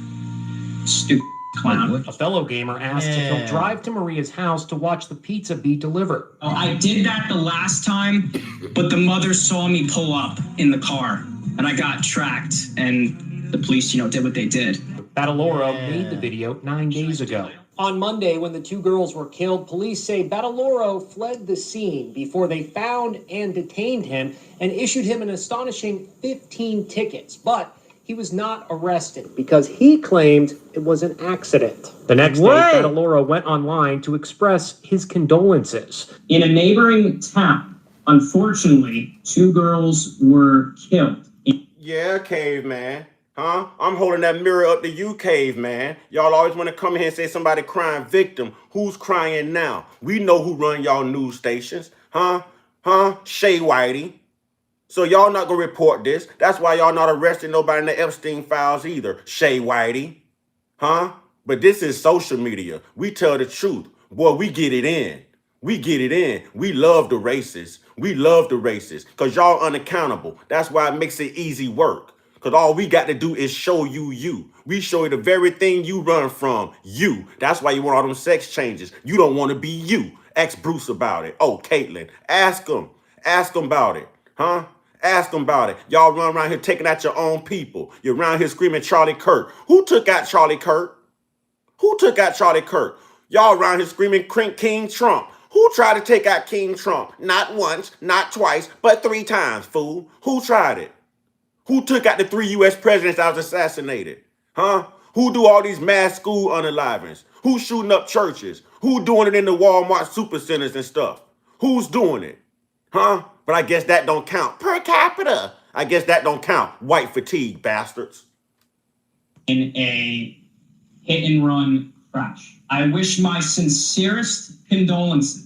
On Wednesday, after police discovered his connections to Maria Niotis, he was arrested and charged with first-degree murder. It says a teenager charged with intentionally killing 2 17-year-old girls by running them over with a Jeep went on a YouTube live stream the next day and tried to portray himself as a victim of bullying, and the governors failed to address. They always try to play victim. They always try to play victim. They in here right now trying to play victim, and they are the victimizers.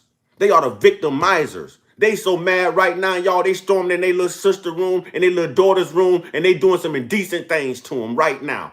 They mad. I'm showing this video, y'all. Huh? They just took their finger out of a real private place of their little baby girl, and they smelling their finger. Huh? While they baby girl sleeping, they in their underwear drawer right now smelling their underwear. Perverts. Perverts. 2977, remember? 2977, you pervs. Mental health crisis. Every time a white person commits a crime, it's because of mental health. But this is never the case for any other race. And I got a case to make. Black people are mistreated in the medical field. It's literally studies done on that. You know how many of these brothers walking around here got autism, got mental problems that are literally not addressed because they don't have the money to do it. We could be using that excuse, but we don't. They never give us grace. It's never that. Another story, y'all. Texas mega church founder Robert Morris pleads guilty to child you-know-what charge. If they go arrest him, and we see the wait, and that was Trump's religious advisor right there. That was Trump's religious advisor right there. What God do you Neanderthals serve? Huh? What God do you Neanderthals serve? Huh? Y'all say everybody else trying to play victim. Man up. Be accountable. Casper the unfriendly ass ghost. Be accountable. Type. White male. White male. Not gay, by the way, either, y'all. Not a transgender. Not mixed with nothing. Straight Caucasian white male. It's always them. None of these channels that make black fatigue videos or talk down on the black community, they have nothing to say about any of these stories. And these were literally yesterday. Happened all yesterday or the day before that. It's going to be more coming up. Nah, they ain't gonna show that because they want to make their white look flawless. They ain't gonna talk about this. I told y'all not to do it to yourself. I told y'all as soon as I got enough of y'all vampires in here, I was gonna open the curtains and let the UV rays in on your ass. Didn't I tell you that? I told you it's gonna be pork rind status. Didn't I tell you that? Pig feet, chitlins, yeah, all that good soul food. I told you not to do it to yourself. I tried to warn you. I told you, you're hard-headed, you're unaccountable, you're ignorant, you're diabolical. Huh? I told you not to do it to yourself, but y'all can't help but crash out. You can't help but crash out. Y'all bastards took my grandma away from me, and I'm still sitting here, you know, telling you that it's good folks in the world no matter what the race is. I could have easily taken to the internet and be racist, huh? But I'm not. I'm taking a higher road. But you know what? I'm not them Obamas. That means when you go low, boy, I'm going even lower. Huh? I'm going even lower. I'm going so low, I'm going to need a ladder to look a snake in the face. And that snake will be you, Caucasian. White man pulls up in his car and threatens to a black woman who simply was out for a walk. Thankfully, she had a gun on her. I bet you are. I'm not. What if I jumped out and took it from you? What? You would die. If I jumped out and took it from you? What if I jumped? They were about to attempt to do something to this sister right here. Same thing they did to Amara Arbery, y'all. Same thing they did to Amara Arbery. They were about to do something to this sister, and this sister just happened to be strapped. You know what I'm saying? I done took it from you. Oh, you got one too? Yeah, she got a gun. Nah. I was scared. I was talking shit. Man.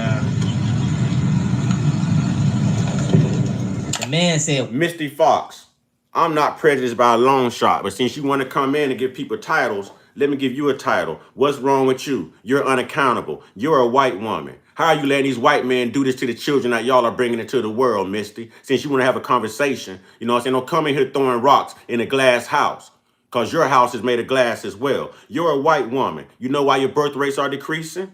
Huh? You know why a majority of y'all choose us? Why are y'all letting these men in your community do this to these children?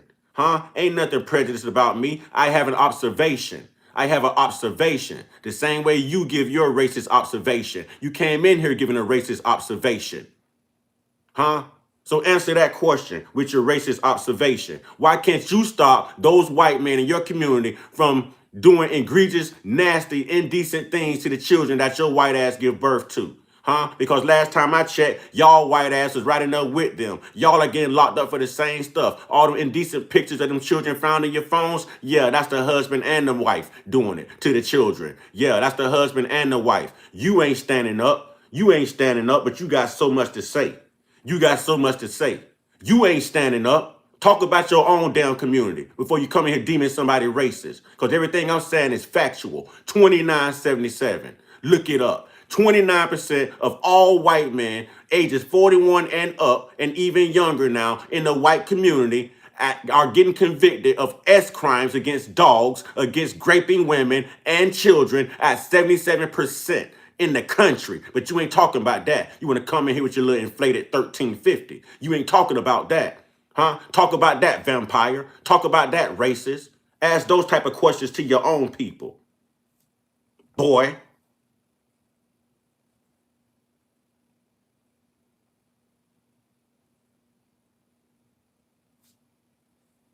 what if I come and take it from you? Something like that.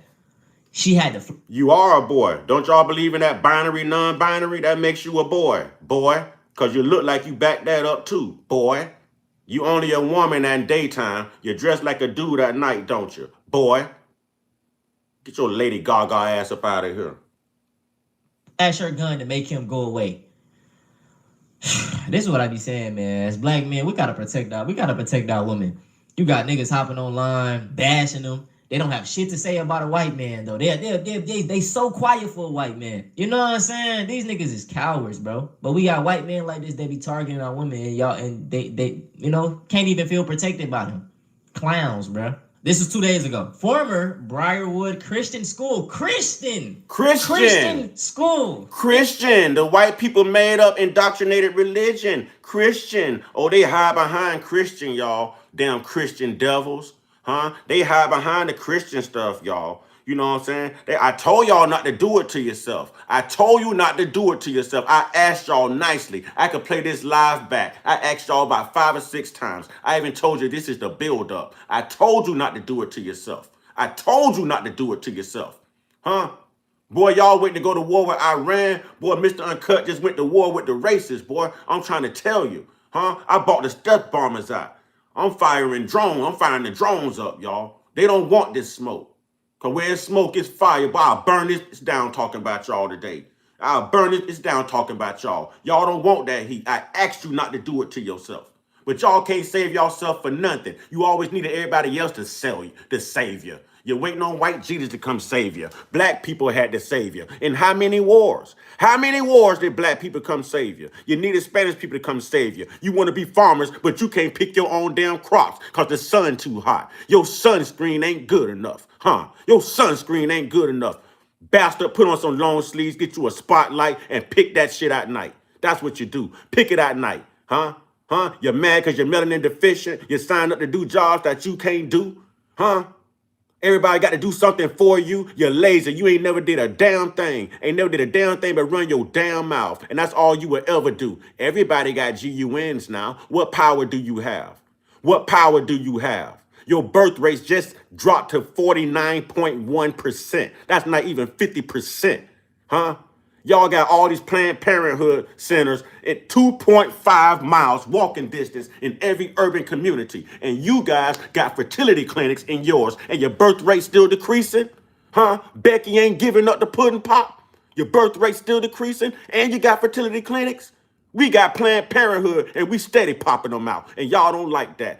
You know what I'm saying? The Latino brothers and sisters steady popping them out, and y'all don't like that. Y'all don't like that. Oh, newsflash. The biggest immigrants here would be the European. The biggest illegal immigrants on this land would be the damn Europeans. Oh, the truth hurts. Oh, the truth hurts. Let's go. Hey, I gotta say this, bruh. I'm spiritual. I ain't religious, bruh. I feel like being a Christian, especially as a black person, you need to seek help. Fuck out of here worshiping a white God, bro. What's wrong with y'all niggas? Anyway, former Briarwood Christian School IT specialist arrested on 20 child. Hey, bro, what's up with this? What's up with this connection of Christian white males I asked you not to do child PDF content? What's up with that pipeline? A Briarwood Christian School employee was arrested Friday on nearly 24 child. White Taylor Michael Ward, that's his name, 34, is charged with white people, white Christian evangelicals. Raise your hand. Oh, I'm crazy because I'm telling the truth now. I'm crazy because I'm telling the truth.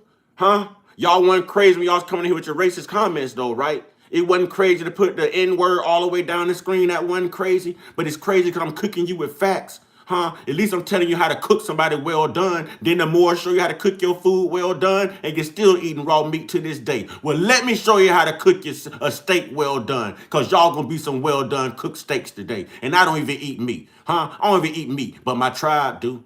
My tribe do. My tribe do. You know what I'm saying? My tribe eat it.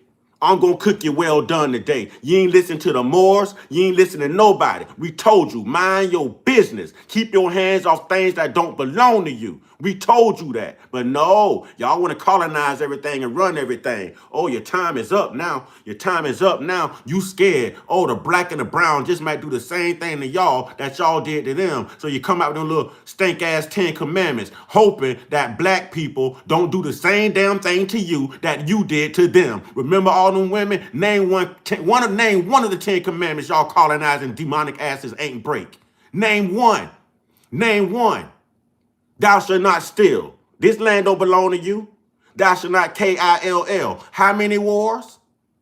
Thou shalt not covet thy neighbor's wife. Boy, you went out there to the barnyard, to the slave house, and you snatched them women right out of them men's arms just to have your way and entertain other white devils and slave owners just like yourself. You fed them babies to the alligators. You lynched my people. You castrated my people. Huh? And you refused to pay a debt that you owe. You refuse to pay a debt that you owe. Oh, you ate my people too, you damn cannibals. You ate my people too, you damn cannibals. I say you ate my people too, you damn cannibals. Was that crazy? Was that crazy? Oh my freaking God, this guy is crazy. He's crazy because he's telling the truth. He's crazy because he's holding white people accountable. Oh my God. Knuckle dragging bastards. 10 counts of possession. Oh my goodness. Here's another sad story, man. Missing Vallejo woman found dead in home's attic. Police say arrest was made. Now this right here is the victim. Beautiful young black lady, man. Guess who did it? And I mean, like I say, it's no outrage. You rarely see people talking about it because it doesn't fit their narrative. And this happens all the time. These white men kill black women and it just goes unheard. But let it be the opposite way around. Oh my God, they're ready to go to war. They ready to go at war about it, bro. That's all I say. It's not a human issue. It's a race issue, bro. They racist, bro. Here on 14th Street in Vallejo, we have a missing person sign for Lewis, just feet away from what now has become a growing memorial. There are flowers and candles that people have been dropping off all. This fool say your tribe can't invent the wheel. Fool, your tribe try to make a square wheel. Fool, your tribe still trying to figure out how the hell my people built pyramids. Huh? Your tribe still trying to figure out how to survive in the damn sun. Huh? Your tribe still trying out products to kill lice. Huh? Y'all around here carrying parasites. What is you talking about? What is you talking about? You're a real life parasite, man. Day. Discover a unique investment opportunity in the heart of the Caribbean. Larimar City and Resort is an innovative smart... Look, now I'm ignorant. But it wasn't ignorant the whole time y'all was coming here saying all that racist stuff, right? And dropping the N-word all the way down the screen and laughing because my moderators wasn't here, right? Oh, that was just normal. You right, that is normal for you doggone monkeys. That is normal for you primates. You're right. You're right. You look just like those primates. Boy, Trump should have put himself on a monkey face rather than Obama. Because, y'all, listen, the thin lips, the straight hair, the knuckle dragging, oh, yeah, that's y'all to a T. Y'all got that Neanderthal gene. That Neanderthal gene comes with that primate gene, huh? Just like that black woman comes with that carbon-12 gene, that carbon-12. Huh? Y'all don't know nothing about that carbon-12, right? Y'all don't know nothing about that mitochondrial gene that got y'all white asses here, right? So while y'all spilling all them N-words across the screen, realize you came for one with your hateful asses. Realize you came straight down a black woman's birth canal. Ooh, you done ate some black. See, that's what you done did. You done tasted some black. See, that's what you done did. Yeah, yeah, yeah.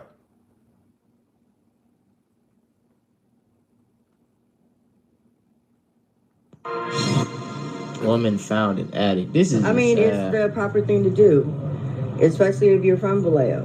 But This is the time I really introduce y'all to the truth. Oh, it's time to cook. It's time to cook. It's time to cook. It's time to cook. It's time to cook. I don't know why y'all do this. It's time to cook. But y'all some serious crash outs. It's time to cook. It is time to cook. I don't know why y'all do this to y'allself, man. I don't know. Amazing. Check out this comment right here. And I got to play this every time, too. I got to play this every time for y'all. And y'all ain't going to do nothing but go running.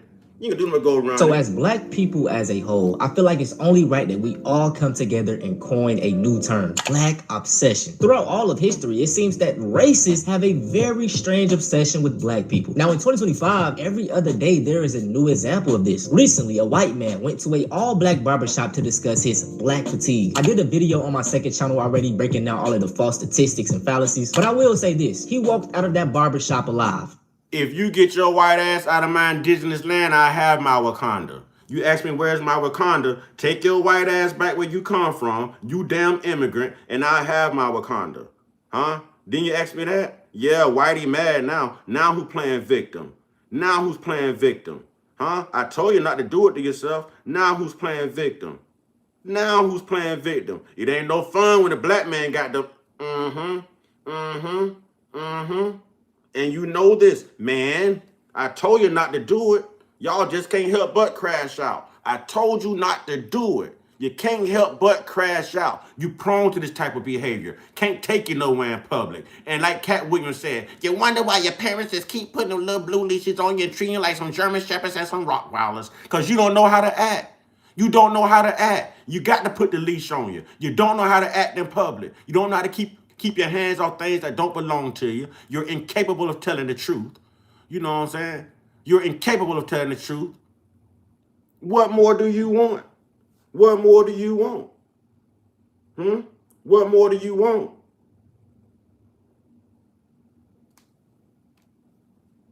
He did not get kirked. And it's just so strange because these white conservatives walk around like white people shit do not stink. And I'll say this all the time. There is nothing wrong with bringing up the problems in the black community, but also sweep under your own porch first. White America has greater problems than black fatigue. White men only make up about 29% of the population, but guess what? They account for 75% of incest perpetrators, 65% of prostitution johns, 65% of pedos, 60% of kidnappers, 60% of grapists, 77% of child, you know what arrests, and are half of the mass shootings. Uh-oh, stop right there. Vampires. PDF files. 75% of it. White men crime stats.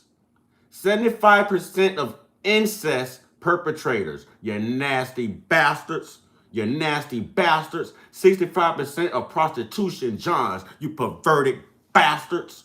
65% of pedos. Oh, you sick, perverted Neanderthals, you. Thank you for that cash app. I'm cooking right now, though. Thank you for that cash app. You know what I'm saying? 60% of kidnappers. Return the children. Y'all know where them children at. I told y'all, every time somebody go missing, we need to organize to go knock on white people's doors. We already know that's their MO. We know that's what they do. We know that's what they do. They only give birth to children so they can sacrifice the children, use the children, you know what I'm saying? Victimize the children, violate the children. That's the only reason. That's the only reason. We know what they do, y'all. 60% of grapists. 60% of grapists. Y'all pervs don't know how to ask permission for the Punani, man. Y'all don't know how to ask permission for the Punani? And I bet you the 60% right here, I bet you y'all did it to children. I bet you it was a child. I bet you it's a child. Because a grown woman would have whooped your ass. A grown woman would have whooped your ass. I'm telling you, I bet you it's a child. Oh, shoot. 77% of child arrest charges. Oh, my God. Oh, my God. Y'all run around here and call yourselves Christians. Oh, y'all run around here and call yourselves Christians. Y'all run around here and tell other people they playing victims when you are the perpetrators. Now, do you see all these victims? See all the people you victimize? Do you see this list, Shay Whitey? Don't cry now. Don't play victim now. Huh? Am I being racist now? Are these stats racist? Would you report these on your white channels? Do you see these stats on CNN, MSNBC, or anywhere else? Huh? No. You know why? Because you want to protect your whiteness. You want to protect your lineage. But we all know you're the lineage of evil. I told you not to do it to yourself. I told you not to do it to yourself. But no, you just got to do it. You got to be, and listen, that N-word don't hurt us because we got an N-word for y'all. It's called Neanderthals. It's called Neanderthals. That come with everything. The canine fur, that come with the primate gene, that come with the low IQ, that come with y'all climbing mountains to get bite to your little holes you put in the Caucasus Mountains that you lived in when you were creating incest with your family members and eating them as they died and perished. Oh, yeah. Oh, yeah. I told you I'm a cook today. I told you not to do it. 50% of all mass Obamas, y'all. And if you follow my channel, you know what I mean by them the Obamas. Brock. Yeah, you don't like the truth. No justice, no peace. No justice, no peace. Yeah. Y'all don't like that, huh? Y'all don't like that, huh? Y'all don't like that, huh? Huh? Y'all don't like that, huh? The truth hurts, don't it? Don't the truth hurt? That shit sting, don't it? Don't it sting? Don't it sting? Huh? Ain't don't it sting? Huh? Don't it sting? Y'all don't even come, oh, I done lost my mind. No, y'all lost y'all mind, James Moss. You don't see these stats right here, James? Y'all done lost y'all mind. I know how to ask permission for the Punani. I know how to take women on dates and work my way up to the Punani. You know what I'm saying? I know how to earn the Punani. You know what I'm saying? You don't. You got to take it. You got to take it from that 12-year-old. You got to kidnap that 14-year-old while she on the way to the bus stop, and you grabbing her in your little white van with no windows while she ain't looking, and you just got to have your way because Becky ain't giving it up. Becky in the hood giving it up. Becky in the hood having black babies, homie. Yeah. Becky like the BBC. You know what I'm saying? She divorced the Viennas. So y'all desperate right now. Y'all snatching up your own babies. You're snatching up 12, 13, 14-year-olds on their way to school, on their way from school. You're walking in your baby's room while she's sleeping, curled up in a fetal position, and you're taking advantage of her then too. And you're telling her, if you go to school and say anything, you know what I'll do to you. Yeah, we know what y'all do. We know what y'all do. The truth is out. Oh, don't it hurt? Don't it hurt? Don't it hurt? Don't it hurt? Yeah. So like I said, go have these conversations in your own damn hood, in your own community. Y'all know y'all love Starbucks. You know what I'm saying? Y'all know y'all love Aldi's. Y'all can meet up at your local PetSmart if you want to while you're getting your dogs groomed. Get yourself groomed too along with your dogs. You share the same fur. You know what I'm saying? And have these conversations right here. Have these conversations right here. You know what I'm saying? Have these conversations right here. That's what you need to do. Have these conversations right here. You run up in here talking about 1350. Talk about that 2977. Huh? Black people, every time you pass one of these people and you got your children, the same way they clutch their purse, y'all hold on to your children. Hold on to your children. You know what I'm saying? Hold on to your children. When y'all see white people crossing the street, lock your doors. They might try to attack you and snatch your churn out your car. You know what I'm saying? Y'all make sure you protect your children. At all costs, protect your children. They bought that homosexual stuff over here too. So you might want to duct tape your backside, y'all. That's to the men and women. Duct tape your backside. Because white people don't care what hole they go in. They don't care. They ain't got no moral compass. You know what I'm saying? They purrs like that. They built like that. That's how they do it in Europe. That's how they did it in over in Rome. That's how they did it at the Roman Catholic Church. That's how them popes get down. That's how them Vaticans get down. That's how them cardinals get down. Yeah. Y'all told y'all didn't want this smoke. I told y'all didn't want this smoke. I told you y'all didn't want this smoke. I told you you didn't want this smoke. I told y'all I was going to cook you. I told y'all I was going to cook you. Y'all said I needed Mars. I don't need my Mars. I just needed more of y'all in here. You can talk about black problems, but address your own people's problems first. That's my thing. And like I say all the time, this is exactly what Charlie Kirk did. So black people make up 13% of the American population. Why do they commit 55% of all the, or 13% of the population, and they commit 58% of all the murder? Number one cause of black death in Chicago. Are you serious? Other black... How many times did y'all just hear Charlie Kirk inflate that stat? How many times did y'all just hear this lying racist bigot inflate that stat right in front of your face? Right, I tell you, white people, they lie too. Watch how many times he inflate this stat. It's going to go from 1350 to 1355 to 1360. Watch this.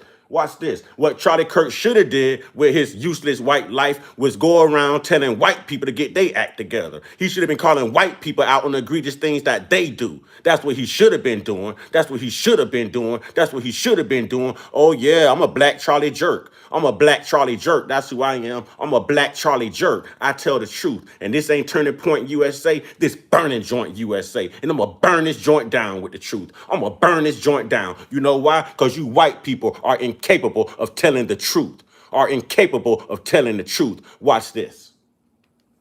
This is exactly what Charlie Kirk did. So black people make up 13% of the American population. Why do they commit 55% of all the, or 13% of the population, and they commit 58% of all the murder? Number one cause of black death in Chicago.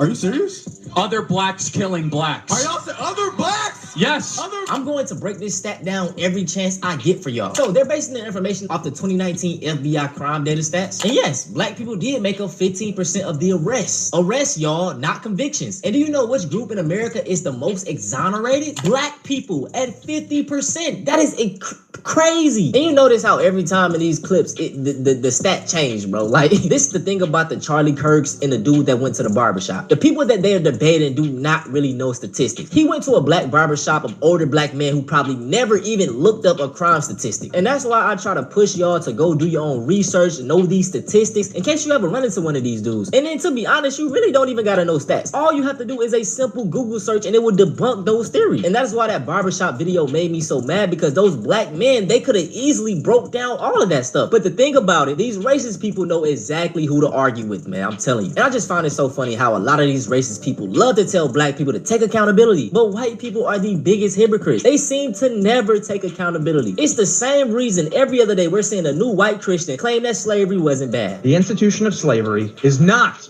inherently evil. Okay, I'll take it a step further. It is not inherently evil to own another human being. If you go back in time and get rid of slavery from the entire world, you have it's impossible to say what the world looks like right now. Actually, what we can say is that all of us today would be in a worse spot if slavery never existed at all across the entire globe, because a change that significant would likely shift the course of events in a way that would mean none of us would even exist. It would be a world full of other people who are not us. Now, like I said in the intro, there are many examples of just how racists are obsessed with black people. I want to show you another one. Now, Angel Reese recently made history by becoming the first athlete to be a fashion runway model. And this is why a lot of racists hate Angel Reese. Aside from basketball, she has pull in many other genres. As you can see in this clip right here, this is on Facebook. She was killing it, man. She looks amazing. Check out this comment right here, though. Jody Moat said, they look scared of a giant sloth. 141 likes. Just some haters, man. But let's go to her page, though. Potato salad arms. My goodness. Look at the white Literally, people. she resembles a sloth more than Angel Reese. Think about the raisins that sloth put in that potato salad. Look at all them raisins this sloth done ate, and she talking about Angel Reese as sexy as Angel Reese is. Look at this trail of trash right here. Huh? Look at this trail of trash right here. Look at this. Look, she probably 30 and she look like she 90. Where the wrinkles come from? My black don't crack. Look at her nose. She got a nose like a gargoyle. Look at her. She even got no chin. She even got no chin. She can't offer a black man no fellatio. She ain't got no chin. She ain't got no lips. You know, half of her eyebrows missing, and she want to talk about somebody else. This woman ain't saw her feet in years. She ain't saw her feet in years. She can't look past her gut. She'll tell you it's a fupa. That ain't no fupa. That's a damn gut. Huh? That's all them damn human beings you ate on the way over here to colonize something. That's what that is. That's what that is. You can't make this up. That is why I want to get on the topic, bro, of racism. It's nothing but... Imagine being able to build an app with your name y'all on gonna it learn today, just by boy. thinking Y'all about better it. take that crap to Meat-based- another channel, boy. I keep telling y'all better take that crap to another channel. You can't troll everybody, because I troll people back. Realize this, but all racism is just jealousy that has like mutilated so much that now it's like so evil. Like it's legit like the almost final evil form of jealousy. And I'm not talking about like the systemic racism, like the racism that's in the systems that, you know, keep like black people down and keep them in like certain levels type of thing. I'm just talking about the... Hey, Primate. The Primate asking me what planet am I from? I'm from this planet right here, Primate. But I got proof you came from Planet of the Apes or either the Caucasus Mountains. I got proof. I got proof. I got proof. type of racism that's like in people's brains and their opinions and the biases they held, things like that. They're jealous of the things that maybe like black people are capable of, or the natural like bodies or faces that they're born with, or like, I don't know, maybe even like the influence that black people have on things like entertainment and music and even sports and arts, like just being jealous of like kind of the culture that the black community holds. And mind you, jealousy is a very normal emotion. Jealousy is a normal human emotion to feel. But then when you don't clock your jealousy, when you can't accept your jealousy, you kind of hide it, and the more you try to hide something, the more it mutilates into something really, really evil. And this just makes so much sense, because like Cat Williams stated, if I don't like something, I'm not going to pay attention to it. Best believe that. Think about it, bro. It's just black people and black culture are like, you can't get past it. We're just too influential. The truth is that they were created in the lab. That is the truth. They were created in the lab. They are a walking science experiment, man. You know what I'm saying? I think their race, their lineage, and I'm talking to the evil white people, not the good white folks. I love the good white folks. So in no way do I want this message to rub the good white folks, my good brothers and sisters, good white brothers and sisters, the wrong way. But these racists, y'all, these racists, I do believe that they were created. I believe that they are the first sign of a living ABORTION. They were supposed to die in the womb, but somehow they made it. You know what I'm saying? They should have tried it again. It's like the electric chair. If you don't go the first time, pull the lever again. They should have never made it through. They should have never made it through. I'm not speaking to the good. Listen, all white people aren't racist. All white people are not racist. You know what I'm saying? You have great white folks, but white people, they are your racists. White folks are not racist. White folks love everyone. We don't even have these conversations with white folks. You understand what I'm saying? There's white folks in the chat right now. I've been reading the comments. There's good white folks in the chat right now. But these racist white people, oh yeah, we got to read them their rights. We got to read them their rights. I love everybody, homie. I got people fatigue. I hate people. I hate black people. I hate white people. I hate Spanish people. I hate people because people ignorant. They bring drama. They bring crap just like what we're dealing with right now. And it didn't have to go to this level. But good folks, black folks, white folks, Native American folks, Spanish folks, they don't do stuff like this. You don't have to worry about that. They know how to come together. They know how to embrace their differences. And at the end of the day, they'll still pop a cold one together, roll a fatty, and sit there and tell a story and share a laugh together. Yeah. That's good folks. That's good folks.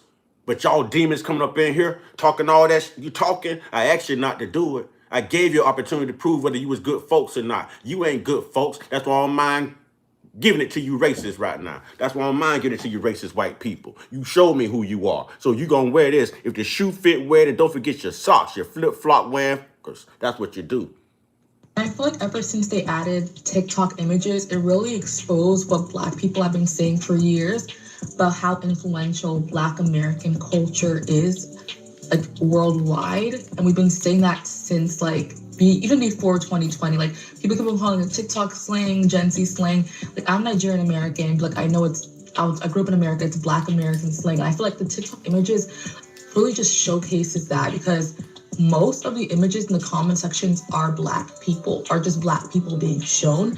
And that goes to show how it's like a physical, in a sense, like a visual manifestation of what we mean by, like, the spread of, like, Black American culture. Because these images were once only shared among the Black community, and now everybody's using them the same way the slang gets spread, the style gets spread. But because now we see these people are physically, like, Black, obviously, it's easier for people to, I guess, conceptualize it or understand it. And I want to bring back up my Black woman again. You know, whenever I'm on TikTok and I go under a racist post, they love dropping memes like this. But look at these pictures of the white women. Who do you think they're trying to look like? The big lips, the big butt. Like, come on, bro. It's always a jealousy thing, y'all. That's all it is. They hate us because they ain't us. I ain't gonna lie. I understand these racists because just look at some of these Black women. I mean, not to be a simp or to pander, but my goodness, bro. It really blows my mind how some Black men claim that they don't like Black women. What the hell wrong with y'all? Now, the same can be said about Black men as well. Listen, I ain't gonna lie now.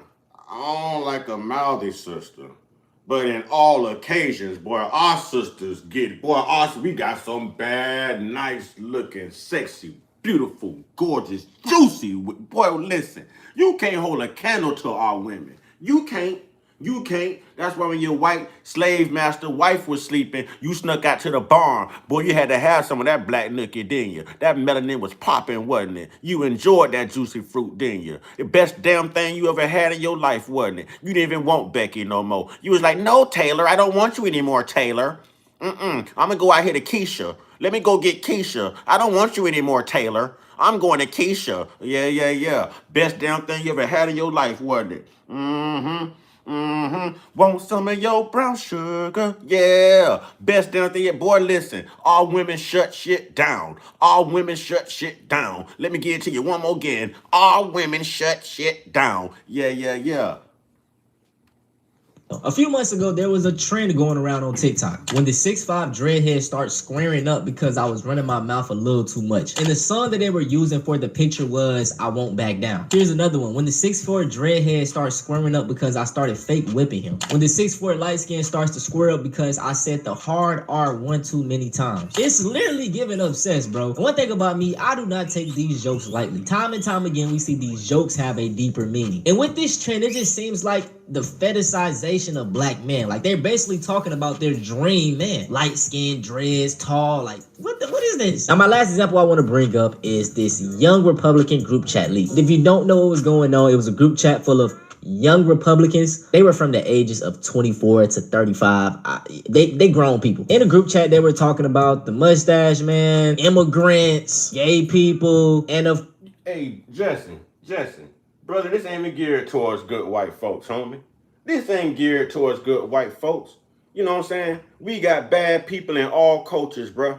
Pick a race, pick a culture. It's bad fruit in every culture. I'm addressing the bad demographic of people within your culture, within your community. And don't get it twisted, I address the same people in my own. But that's what I'm trying to teach these white races. Address your own issues before you come over here where you're really not wanted and where you really shouldn't be. You know what I'm saying? Bothering other people and stirring up crap. You know what I'm saying? Every community, every culture has something that they need to work on.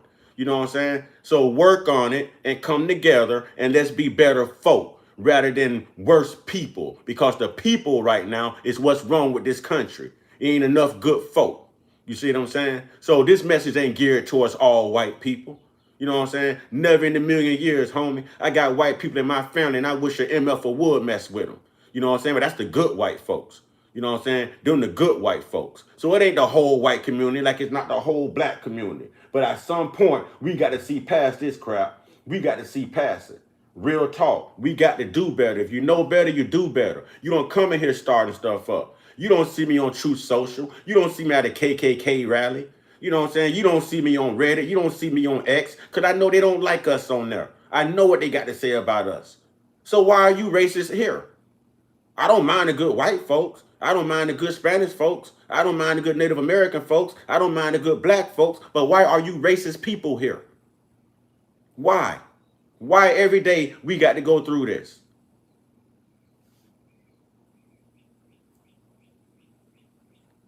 Force black people. And I seen a TikTok on this situation that was really interesting to me. White people are obsessed with black people, which is why racists exist. Because in order to be racist, you need to wake up every day and just continuously think about why you don't like a person or a group of people based on the color of their skin. In response to my video about the young Republican group chat in which they joked about racism, anti-Semitism, gas chambers, I got several responses like this saying, "You're acting like black people don't talk about white people the same way we talk about you in your group chats. Black people do not think about white people." Exactly. Exactly. And I know that's probably hard for you guys to comprehend because you think about us so much. Our lives do not revolve around what white people are doing, what white people are saying. We do not talk about you guys when you're not in the room. We don't talk about you even when you are in the room unless you do something. Half of the commentary you see from black people, including myself, that is online, comes in response to you guys doing or saying some... Including right now, including the comments and responses you guys are getting right now. See, that brother told the truth. It comes from comments that you guys warrant, reactions to things that you guys do. I was on my merry way doing my own local little broadcasting, and you guys had to come in here with it. See, it's a response. It's an observation. It's a counteract to your racism. Be accountable. Be accountable. Be accountable. Crazy shit. And in reality, the only thing that black people want is to be left alone Leave by us white the F people. alone, But you guys man. won't leave us alone because you think about us all the time. And if you don't believe me, maybe you'll believe someone who looks like you. Black people want to be left alone. They don't want revenge. They don't want to replace us, as some extremist groups have said. They just want to live life in peace, the way they want to live. They want family, they want love, and they want to live in a society where they know they belong. No. I don't want to hear, but every action doesn't need a reaction. I'll be damned. We ain't turning the other cheek over here, but we ain't forgiving nothing, boy. We don't turn the other cheek over here, boy. We ride like Malcolm by any means necessary, boy. We channel that Nat Turner energy, boy. If you dish it out, your ass gonna take it. If you dish it out, your ass gonna take it. Ain't no turn the other cheek over here. Ain't no turn the other cheek over here, boy. You dish it, your ass gonna take it. Nah. Ain't that MLK Jr. BS. No, sir. No, sir. Only thing I agree with MLK about is content and character. Everybody else, but if you started, you're going to get that reaction because you wanted that reaction. You know what I'm saying? By us staying quiet, we're condoning your behavior. We're condoning your ignorance. Oh, no. Oh, no. You're going to get that work. You're going to get that work. They want society to also know what they want. That's not culturally a thing that we do, but apparently it's something you do. So you think that we're I don't sitting believe around in Jesus. pondering Jesus is about white what you're supremacy. doing. This goes back to why white women think that they're the managers of the world, so we can come question black people and what they're doing. You can stalk us outside. You can have all these thinks and thought pieces about how we exist. And it's like, I've never really understood it, but it's because you guys are infatuated with the idea of us being free citizens to think, vote, have jobs. Jesse, you still here, Jesse? Jesse, you still here, Jesse? Jesse, you still here, Jesse? Y'all, is Jesse still here? I need to know if Brother Jesse's still in the building. I need to know if Brother Jesse's still in the building, man. Listen, I'm not starting this live back till I can speak with Brother Jesse. I'm not starting this live back till I can speak with Brother. There go Brother Jesse. Brother Jesse. Brother Jesse. On behalf of the black race, man, you know what I'm saying? I want to tell you that you are what we call good white folks, my brother. You know what I'm saying? You are what we call good white folks, my brother. See, we can't hate on somebody that's true. We can't hate on somebody that's real. You know what I'm saying? It ain't about race. It's about content and character. You know what I'm saying? So Jesse, brother, I don't even know you, but I love you, brother. You the truth. You the truth. And I'm going to prove you the truth. I'm going to prove you the truth. Watch this, Jesse. They can call us racist all they want to, Jesse. Watch this. Ask Jesse, am I racist? I bet you Jesse can kick y'all racist ass up out of here too now. Welcome to the tribe, Jesse. Welcome to the family, brother. Welcome to the family, brother. Yeah. I bet you Jesse can get y'all racist ass up out of here too. Y'all gonna call Jesse racist too? Let's see. Make money. 2, we're not subjugated by you literally like we used to be. 3, it's like a weird obsession where you want to be liked by us and you want us to think that you're cool. And 4, a combination of all the above. But sorry, to answer your question, no, we do not have group chats where we sit around talking about white people. I hope that helps you on this beautiful Sunday. Stay blessed. That's it for this video though, man. I hope y'all enjoyed. I just want to say I appreciate y'all. We hit 80,000 subscribers yesterday, and man, bro, 100K is right there. I say this all the time, man, but listen, I got y'all back. I got the black community back. You'll never hear me going up against the grain. I'ma hold us accountable, but also I'm not gonna let people just try to dogpile on us. You get what I'm saying? But no more talking, man. If y'all want to see something similar to this, go check out me talking about the real black fatigue. Nate Clark, let me sum this up. You a real bitch.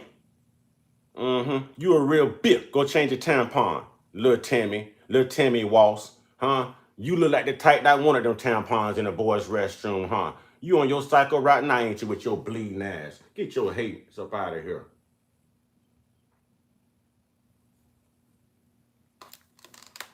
I don't know why we got to do this like this, but we'll do it. We'll do it. We'll do it. We'll do it. This 16 terabytes portable solid-state drive, which costs over $1,000 on Amazon, is now available for the price of a tub of chocolate. Due to tariffs, we can't... MAGA loves to hate black people. Video by Jew Almighty. All right, let's go ahead and check this out, man. Why are white conservatives so obsessed with black people? This is a question that we've all asked. Why we can't make them comfortable, but we got black people that would come in here and talk just like these people. You know what I'm saying? So no, we can't make them comfortable. They already too damn comfortable, and they're used to us not speaking up. You know what I'm saying? They already too damn comfortable. They think they can say anything and there's no repercussions to that come out of their mouth, man. You know what I'm saying? That's why they talk from safe places. That's exactly why they talk from safe places. I'm willing to meet anybody any damn where. Anybody, any damn where. Everybody got them things. Everybody got 9 irons. Everybody got them glizzies. You know what I'm saying? That don't make you a man. That don't make you a man. That don't make you a man. Come on, man. Why are they so obsessed with us? Why you so obsessed with me? And boy, I wanna know. The institution of slavery is not inherently evil. White people are obsessed with black people. If I see a black pilot, I'm gonna be like, boy, I hope he's qualified. Which is why racists exist, because in order to be racist, you need to wake up. But Charlie Kirk wasn't racist, though. Charlie Kirk wasn't racist, though. Charlie Kirk wasn't racist, though. Y'all remember that black Tomahawk helicopter that crashed into that passenger airline jet? That exploded in the sea a while back? Yeah. Well, that turned out to be a member of Joe Biden's cabinet. She was also a member of the LGBTQ community. She was also white, and she also only had 500 flight hours. And she was the one that crashed that damn black Tomahawk helicopter into that passenger airline jet. Yeah. So why didn't Charlie Kirk talk about her? Charlie Kirk wouldn't have got on that flight and say, hey, she don't look qualified. He wouldn't have questioned her qualifications, just the black ones. Huh? Black people invented the GPS. Black women got y'all white ass into space. Why are you questioning black if you ain't gonna question everybody? But Charlie Kirk wasn't racist, though. I'll digress. Every day and just continuously think about why you don't like a person or a group of people based on the color of their skin. Yeah, it is not. That movie was called The Klansman, and it was later changed to Birth of a Nation, Jay Williams. That movie was called The Klansman, and it was later changed to The Birth of a Nation. That's talking about Nat Turner. Inherently evil to own another human being. Black people want to be left alone. They don't want revenge. They don't want to replace us, as some extremist groups have said. They just want to live life in peace. Between the racist text messages that keep leaking from MAGA and the Republican Party. One of the messages referred to black people as monkeys and watermelon people. To right-wing podcasters trying to justify slavery and being touted as national heroes, even though their content purposely demeaned and demonized the black community. It shows they were actually better in the 1940s. It was bad, it was evil, but what happened? Something changed. They committed less crimes. Bro, but also this is something that needs a dedicated video. This idea that black people were doing better in the 1940s or the 1950s is also false, by the way. The poverty rate for black Americans has gone down significantly since this golden era of the 1940s and the 1950s. The poverty rate is lower. Black home ownership is up. The percentage of the black community that has a college degree has gone up.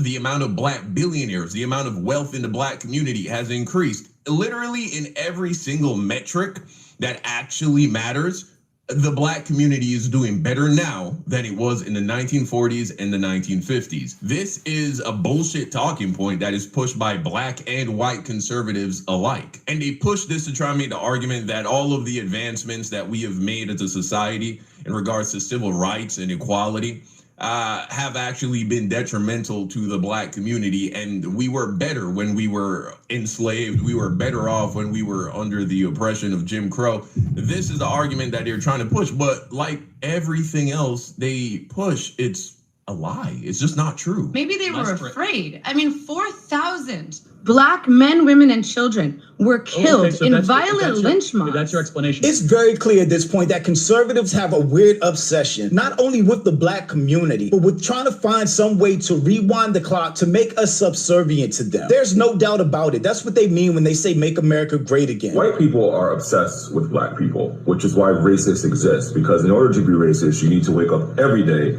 and just continuously think about why you don't like a person or a group of people based on the color of their skin. In response to my video about the young Republican group chat in which they joked about racism, anti-Semitism, gas chambers, I got several responses like this saying, you're acting like black people don't talk about white people the same way we talk about you. Anybody who is a part of the black boule, they should be talked about the same way we talk about the white supremacists. There is no difference. There is no difference. All skin folk is not kin folk. Let me give you that one more time. All skin folk is not kin folk. You know what I'm saying? Real talk. And before y'all take that and run with it, let me tell you this too. While you're sitting here trying to play identity politics, you know what I'm saying? When I was down and out, it wasn't black people who lifted me up. It was them good folks of white America. It's the good white folks who came to my rescue and helped me. You know what I'm saying? That's why I don't talk bad about white folks. My grandmother was unalived by a racist white woman. You know what I'm saying? She had an 18-year sentence and she only served 3. She only served 3. Right here in Florida where it's 85%. When I went to prison, I damn sure served 85%, but she didn't. So I could easily be racist if I wanted to, but I'm not. I'm not. You know why? Because I know that I wouldn't even have the things I have right now. I wouldn't even have a roof over my head if it wasn't for good white folks in America. My own people didn't come to my rescue. You know what I'm saying? And they ain't throwing no shade at my people. My people are hurting. Everybody is financially overwhelmed. I get it. You see what I'm saying? But them good white folks, they didn't laugh at me. They didn't call me the N-word. They saw somebody in need and they helped someone in need. And look at me now, baby. Look at me now, baby. You know what I'm saying? So I'm not saying it's all white people because there's great white folks out there. And I would say that time after time after time. You just have to weed through the bad people to get to the good folks, man. You know what I'm saying? You got to weed out the bad people in order to get to the good folks. Real talk. And some of y'all black brothers and sisters know what I'm talking about too, because y'all got white folks that'll stop everything they doing and run to your rescue right now if you call them. But if you call some black people, they ain't really coming. They got problems of their own. You know what I'm saying? They got problems of their own. You got somebody white in your phone right now you can call, and they going to stop everything they doing, and they going to run to your aid. You know what I'm saying? They don't see black. They see a person. Those are the type of white folks I rock with right there. You know what I'm saying? Those are the type of white folks I keep on my team right there. Those are the type of white folks I'll rock a black man jaw about if he talking crazy. You know what I'm saying? Real talk. It's about good folks. Good folks. Yes, sir.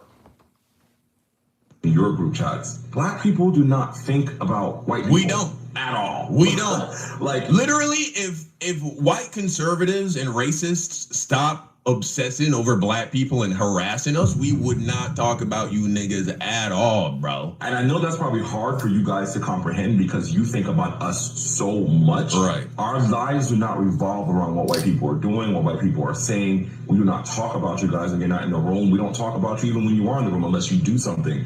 Half of the commentary you see from black people, including myself, that is online, comes in response to you guys doing or saying some crazy shit. Exactly. And in reality, the only thing that black people want is to be left. Apparently you can go from 0 to a complete site in just a single prompt with Wix Harmony. I don't know if this is going to be possible. Or vibe coding meets drag and drop freedom. We'll see about that. All right, let me try to make up a site to sell. Let me show you alone something. By white people, but you got. Let me show you something. Let me show you something. Let me show you something.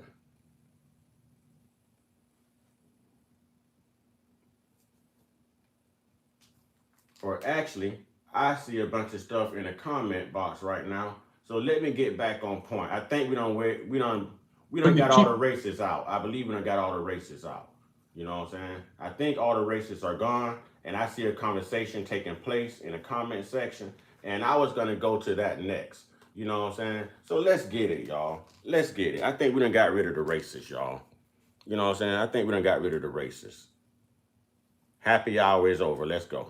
Could the God of the Bible be Satan? Let's talk about one of the very first craziest scenarios, most sadistic scenarios I've ever read in the Bible. I came across Genesis 22, where God is speaking to Abraham, and he wants to test Abraham. And this is what he does. He says, sometime later, God tested. Hey, Jesse is part of the tribe. So when you mess with Jesse, you mess with all of us now. You know what I'm saying? So if y'all gonna come at Jesse correct. Because Jesse got a whole tribe that's gonna back him in here. You know what I'm saying? He's got a whole tribe. Abraham. He said to him, Abraham, here I am, he replied. So Abraham's speaking to God now. They got an open conversation, right? They're having a communication back and forth, two-way conversation. This entity he's talking to is a person that he thinks is a God. I don't think he's talking to some mystical, invisible figure. Then God said, take your son, your only son, Isaac, whom you love, and go to the region of Moriah. Sacrifice him there as a burnt offering on one of the mountains I will tell you about. Can you imagine that? He's telling this guy, I want you to take your firstborn son and I want you to kill him in my name's sake. That's what he's telling him. So early the next morning, Abraham got up and... Ladies and gentlemen, kings and queens, can y'all do me a favor and can we just work on getting those likes up, please? Can we please work on getting those likes up, please? You know what I'm saying? Here we go again. Let's get ABC. So you already let us know you part of the alphabet community.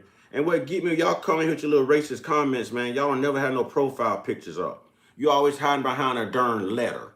You know what I'm saying? If you bold with your racism, put your profile picture up there. There was a time when Charlie Kirk was unalive. Anybody talk bad about Charlie Kirk online, y'all was getting people fired from their jobs. Then why y'all got to put on white hoodies and hide your face to hate? Why you got to hide behind letters and not put a profile picture up to hate? You know what I'm saying? Why can't we have the same liberty to call y'all job? I'm just saying. I'm just saying. Be brave with it. Sadly, saddled his donkey. He took with him 2 of his servants and his son Isaac. When he had cut enough wood for the burnt offering, this man is following through on this craziness. Tell me this ain't sadistic on both sides. He set out for the place God had told him about. On the 3rd day, Abraham looked up and saw the place in the distance.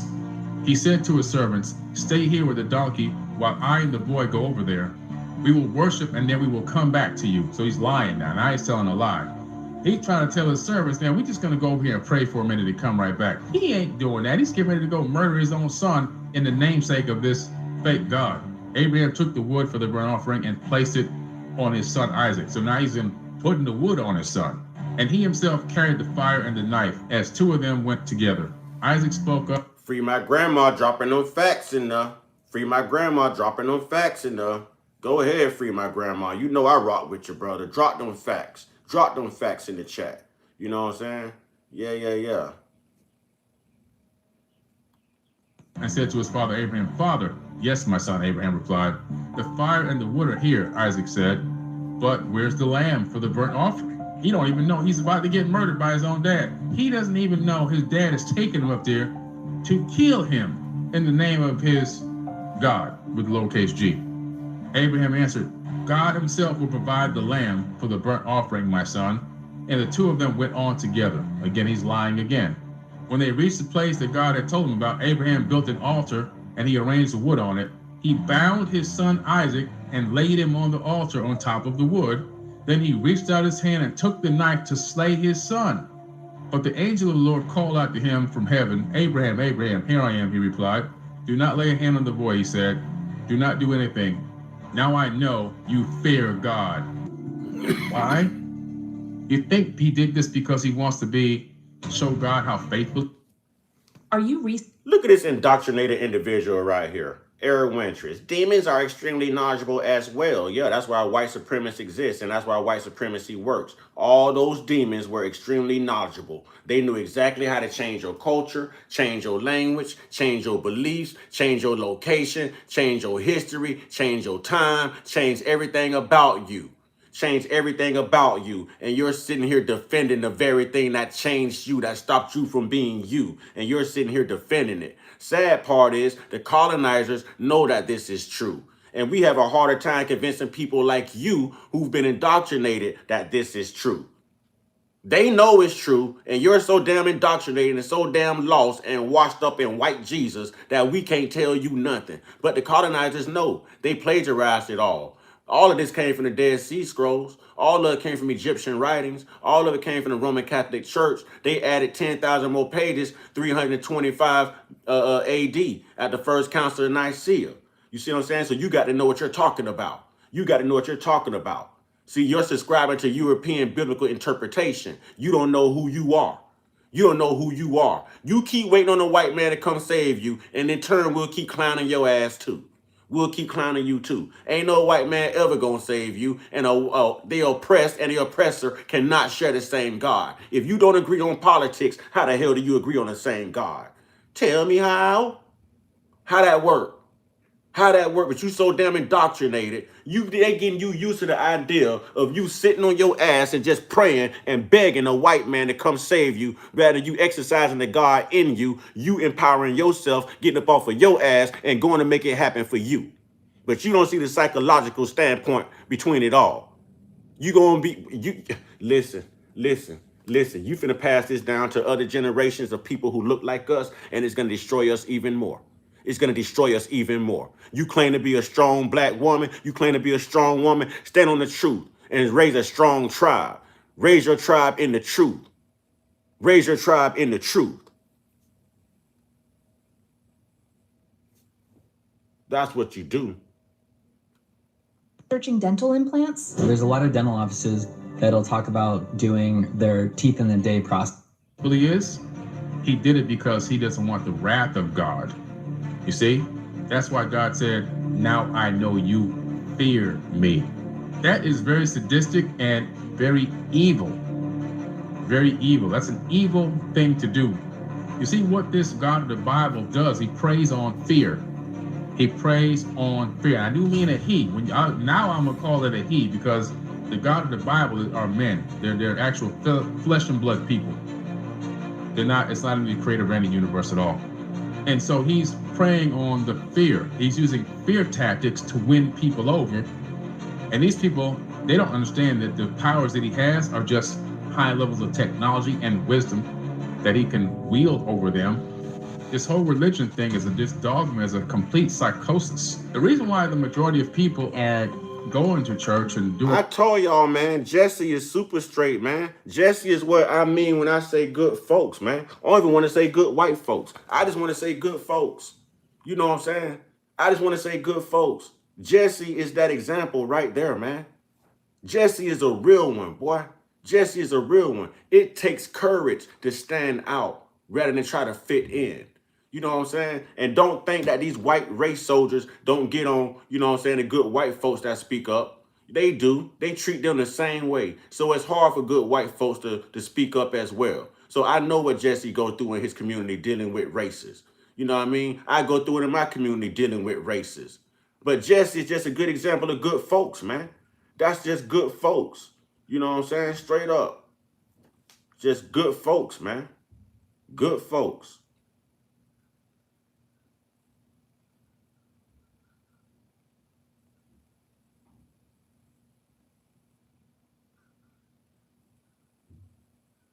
If you believe in Jesus, you might as well believe in the Tooth Fairy, the Easter Bunny, the abominable snowman, Santa Claus, the little leprechaun for St. Patrick's Day. You know what I'm saying? You might as well believe in all of that. You have a mental health problem.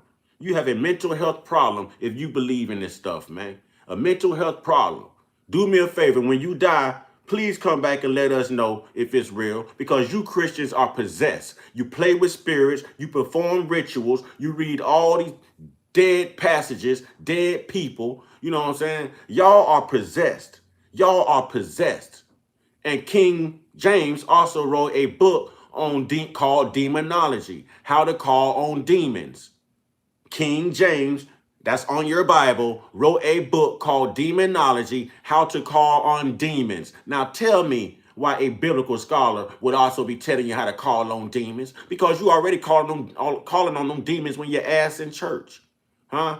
You ain't jumping up, running around because the Holy Ghost in you. You jumping up, running around because you might have called Michael Myers. You don't know who the hell you flirting with. You don't know what you doing. You just doing what white people who don't like you taught you to do, like it's going to benefit you. It ain't benefiting nobody but your pastor. That's all it's benefiting. It's benefiting the first wife. She need a new Gucci bag.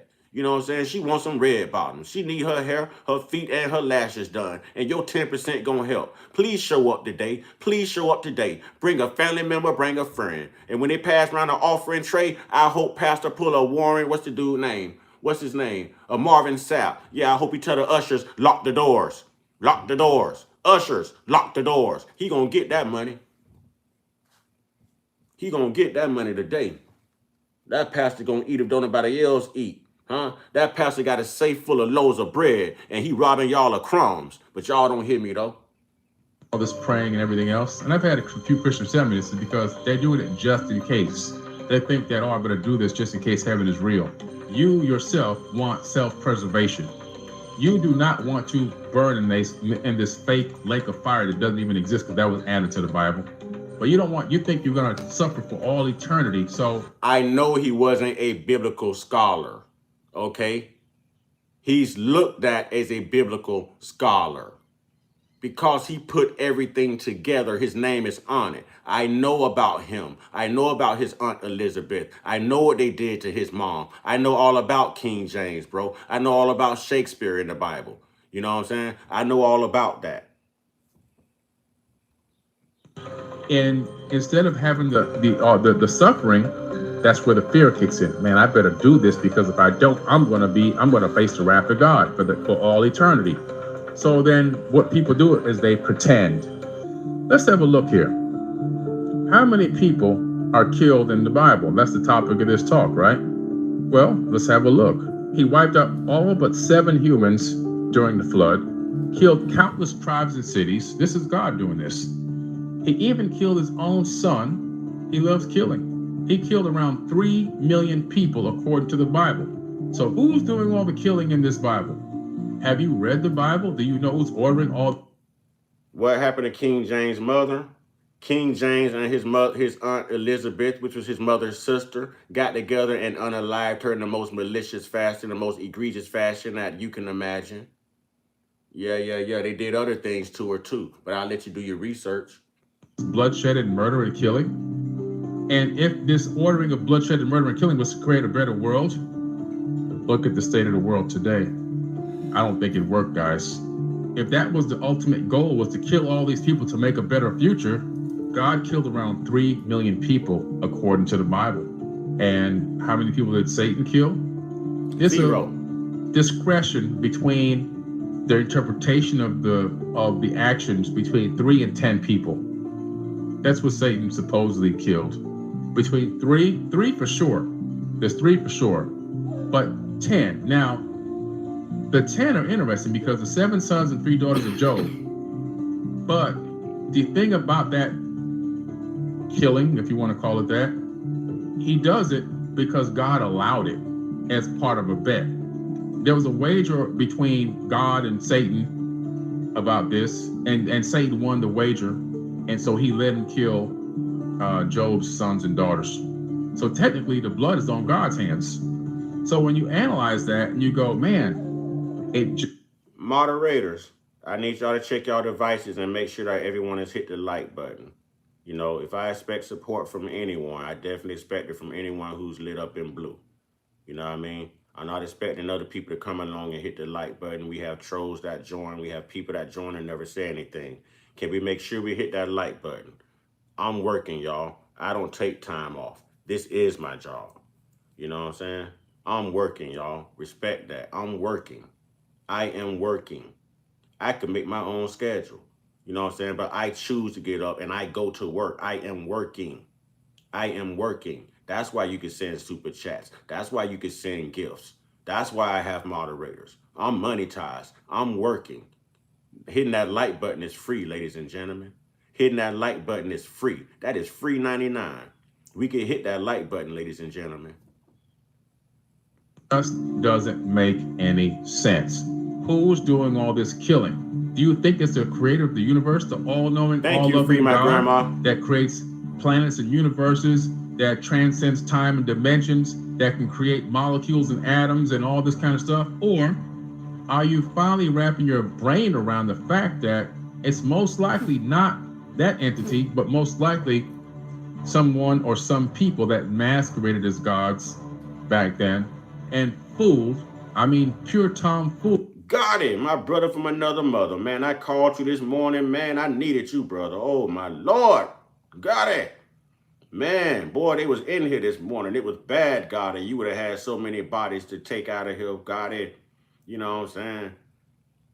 Listen, I ain't got to earn nothing. You sitting your butt round up in here. Don't come in my house without wiping your feet on my welcome mat, fool. Get the hell out.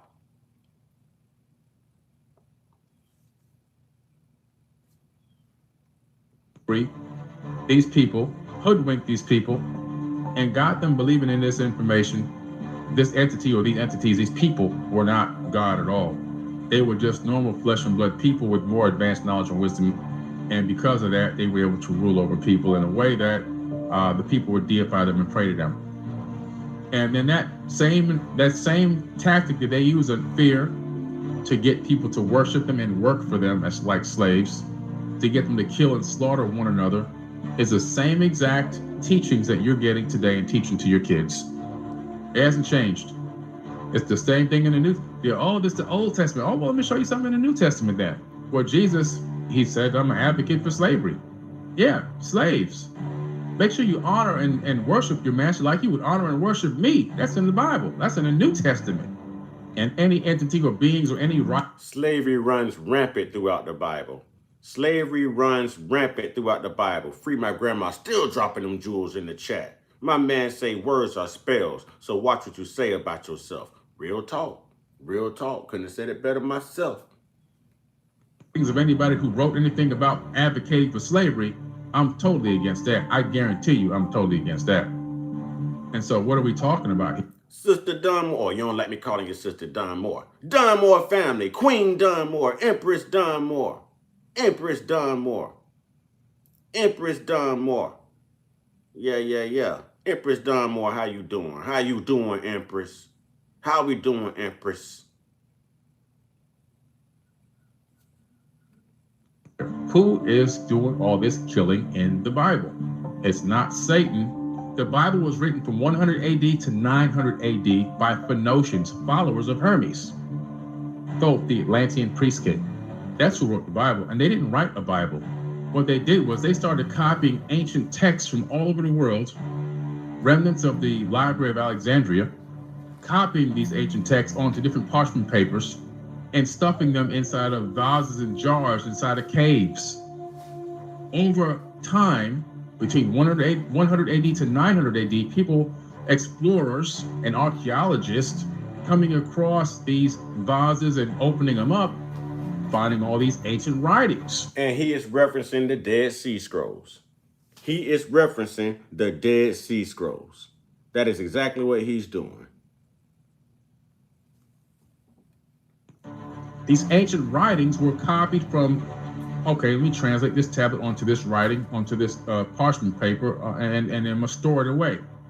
And so over the course of that amount of time, 180 to 900 AD, that's after the death. Jesus and Paul and Judas and Matthew, they were dead.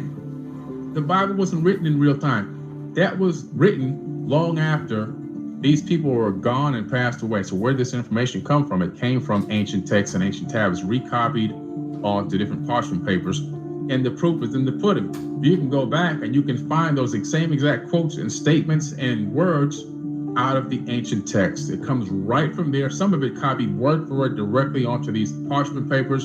Then later, people who discovered these things, eventually they came together, said, hey, let's make a canonized book out of this.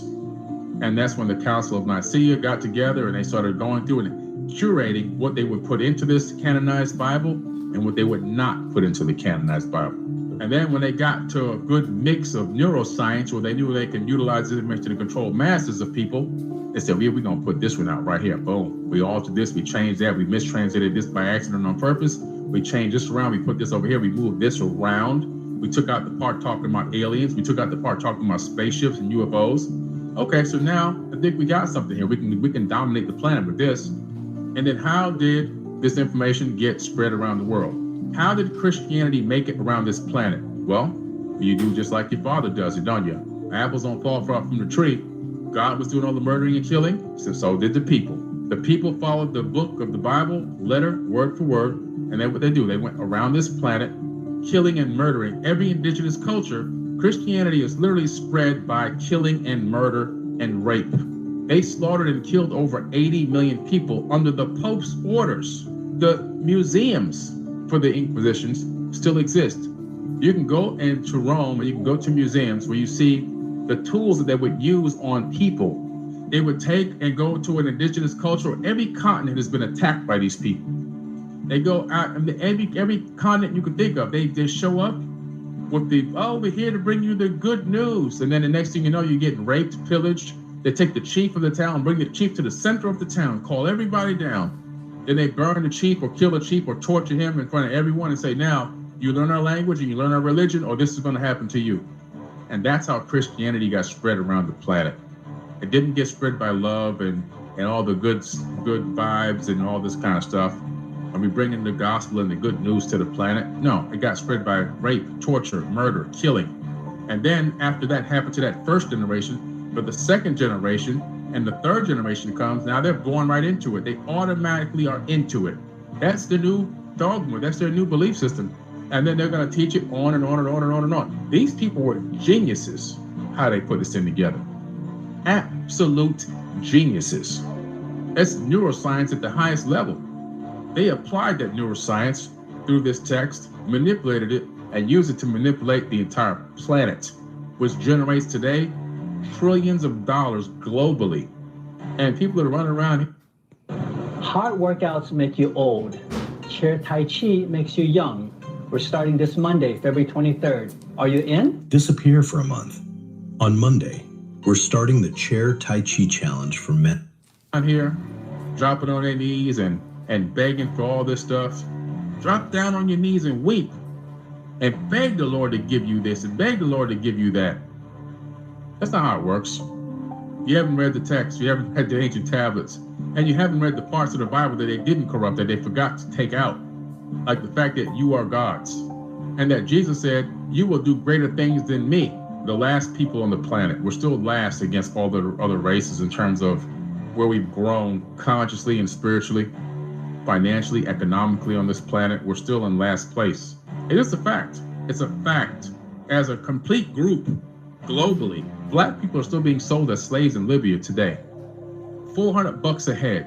When I go to Egypt, I have an armed guard. My head is on a swivel looking for any abductors because Libya is right around the corner. Today, this is 2022. Ephesians 6:5. Slaves, obey your earthly masters with deep respect and fear. That's the same fear that God was demanding with Abraham, wasn't it? Why do you think they had church? But the master would sit there at the church to make sure that that slave who was reading the book was reading some of these verses, letting them know, hey man, you got to obey you. This is in the Bible. We got to obey these people. We got to worship these people. Serve them sincerely as you would serve Christ. Ephesians 6:5. Christians who are slaves should give their masters full respect so that the name of God and his teaching will not be shamed. If your master is a Christian, that is no excuse for being disrespectful. You should work all the harder. If it's easy how they programming you to work hard and be a slave, you should work all the harder because you are helping another believer by your effort.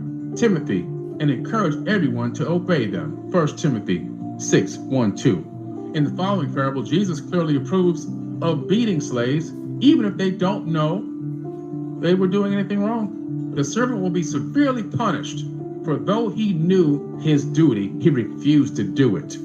But people who are not aware that they are doing wrong will be punished only lightly. Much is required from those whom much is given. They use this all the time. That's a famous quote, but nobody knows that quote comes from the advocation of slavery in the Bible. Nobody knows that. Much is required from those to whom much is given, and much more is required from those whom much more is given. Luke 12:47-48. You didn't know that? That's a famous quote that everyone uses, right? They use it all the time. There's just so much of this going on. So much murder and killing and pillaging in this book, where these gods with an S, lowercase g, were people, were fighting each other, and they were using humans to do these battles. Kill people who don't listen to priests. Anyone arrogant enough to reject the verdict of another judge, or of the priest who represents the Lord your God, must be put to death. Such evil must be purged from Israel. Deuteronomy 17:12. Now, a lot of this came out after the 10 Commandments, by the way. So the 10 Commandments came out in the beginning, thou shalt not kill. And the next thing you know, kill non-believers. I ask y'all all the time, name one of the 10 Commandments that these cowards did not break. And no one can name not one. So it's crazy that black people still subscribe to this darn religion. You see all the testaments of slavery in the Bible. You know what I'm saying? You see it. How are we still consumed by this? How? They entered into a covenant to seek the Lord, the God of their fathers, with their heart and their soul. And everyone who will not seek the Lord, the God of Israel, was put to death, whether small or great, whether man or woman. 2 Chronicles 15:12-13. When Moses went to the top of the mountain and got the 10 Commandments, he came back down. He didn't like what was going on in his camp, so he started killing everybody. After he got the commandment to not kill, he came back down and started killing everybody. But this is all authorized by the God. Suppose a man or woman among you in one of your towns that the Lord your God is giving you has done evil in the sight of the Lord your God and has violated the covenant by serving other gods or by worshiping the sun. This is what Akhenaten was doing. He was worshiping the sun god Aten, who was also known as Amun-Ra. So this guy here who's telling this God here is speaking to his people, telling them, look, if you worship my cousin Amun-Ra, you're in trouble. And so he says, or any of the forces of heaven which I have strictly forbidden, when you hear about it, investigate the matter thoroughly. If it is true that this detestable thing has been done in Israel, then that man or woman must be taken to the gates of the town and stoned to death. Deuteronomy 17:2-5.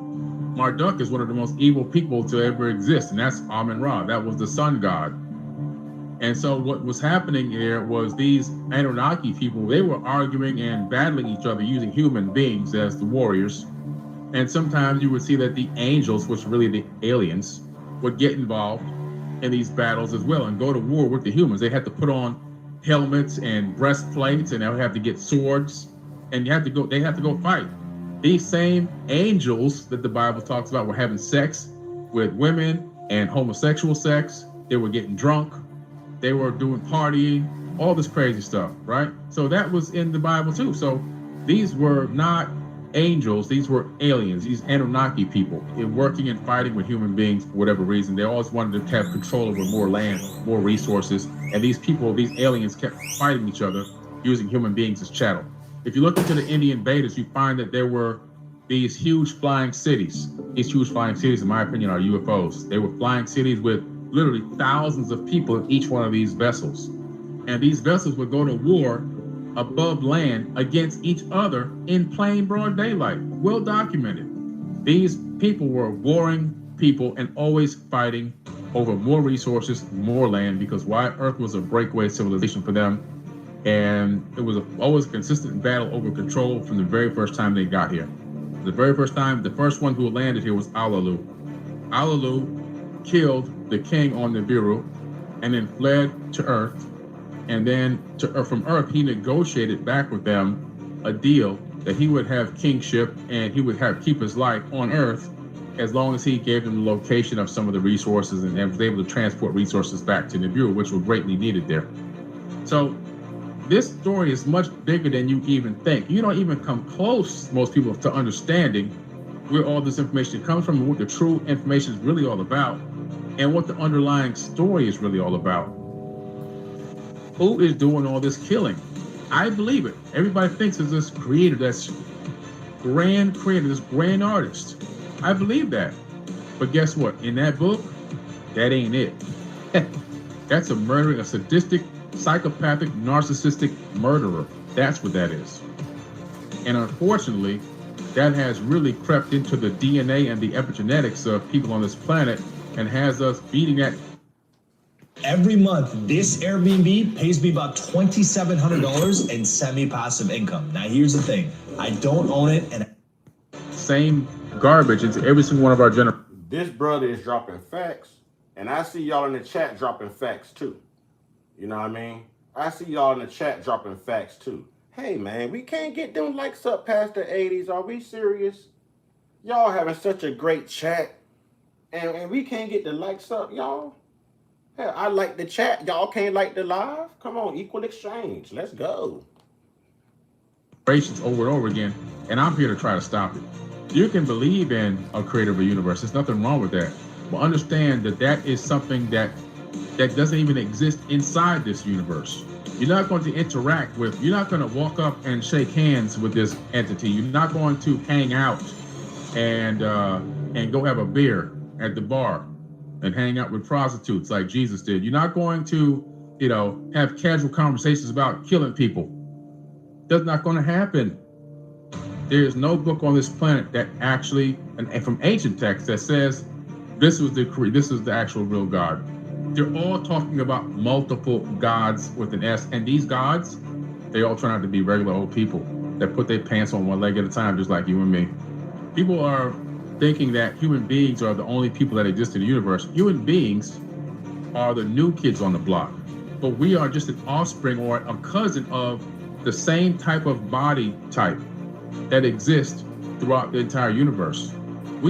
Earth is an abandoned seed colony. That's what we are. We're living on an abandoned seed colony, and we are really trying, scratching in the dark, trying to find our way. And a lot of the DNA and genetics that we have from our past generations, also we have the genetics and DNA from the past generations from these same people, these same beings, every single one of us. So who are the aliens? We all are the aliens, every single one of us. As a matter of fact, this planet Earth and the solar system that we're in does not even come from the Milky Way galaxy. Look it up. Earth doesn't come from the Milky Way galaxy. Earth comes from the Sagittarius Dwarf galaxy.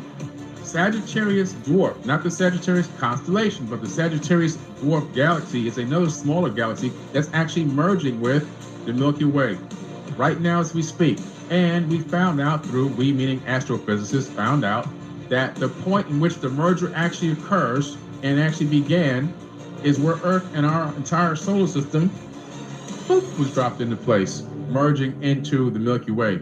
So this entire solar system is alien to this galaxy. We're not even from this galaxy. We're from our Sagittarius galaxy. We're not even from the Milky Way galaxy. And in 5 billion years, the Milky Way galaxy will merge with the Andromeda galaxy, making us Milkomeda in 5 billion years.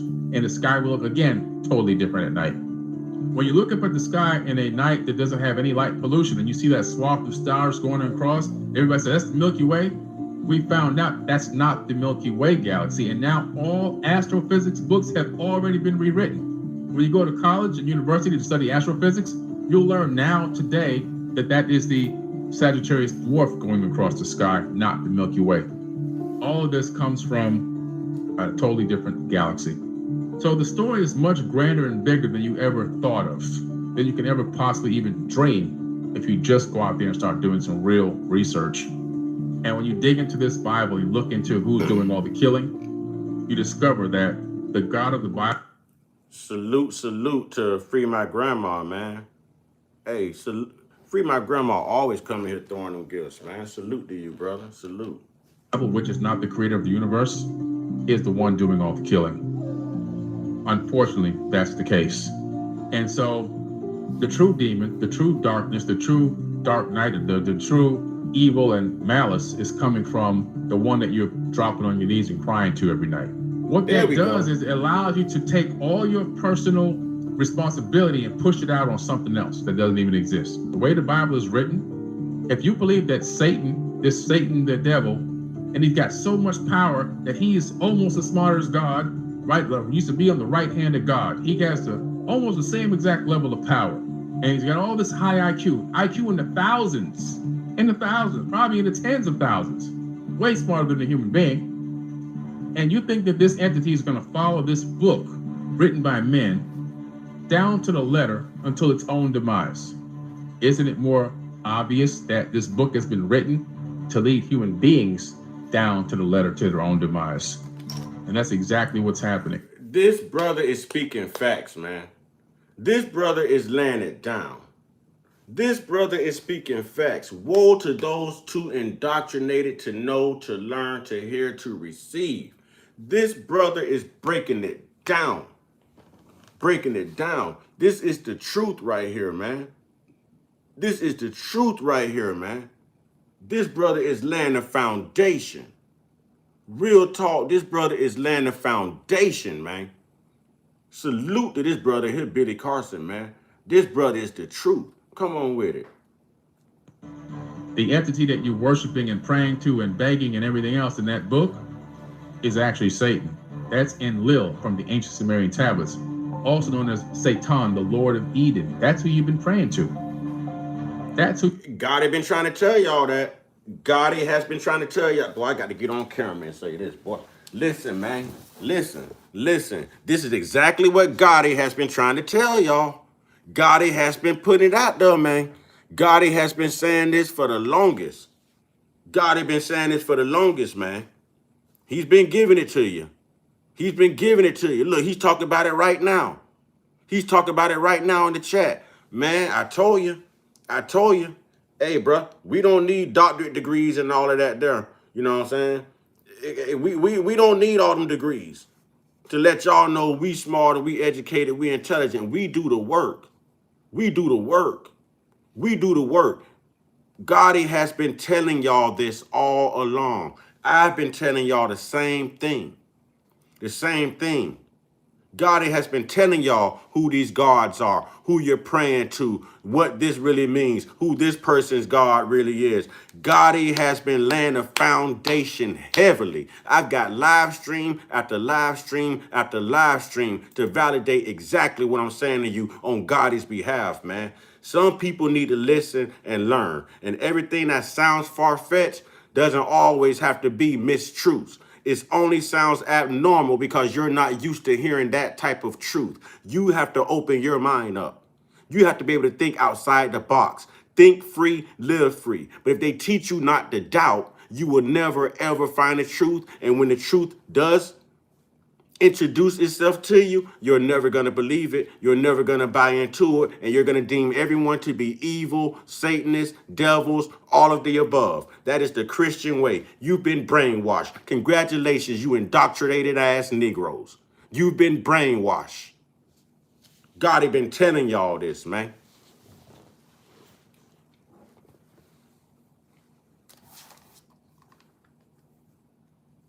been begging for help and forgiveness and everything else. The thing about what they've done to human beings is they've got us living such short lives that by the time we realize what's going on, we're already about to die. I think that if people were living for at least 800 years, they'd get to a certain level of understanding where they realize the dogma's gone, the bullcrap is gone, the stupid religions are all gone.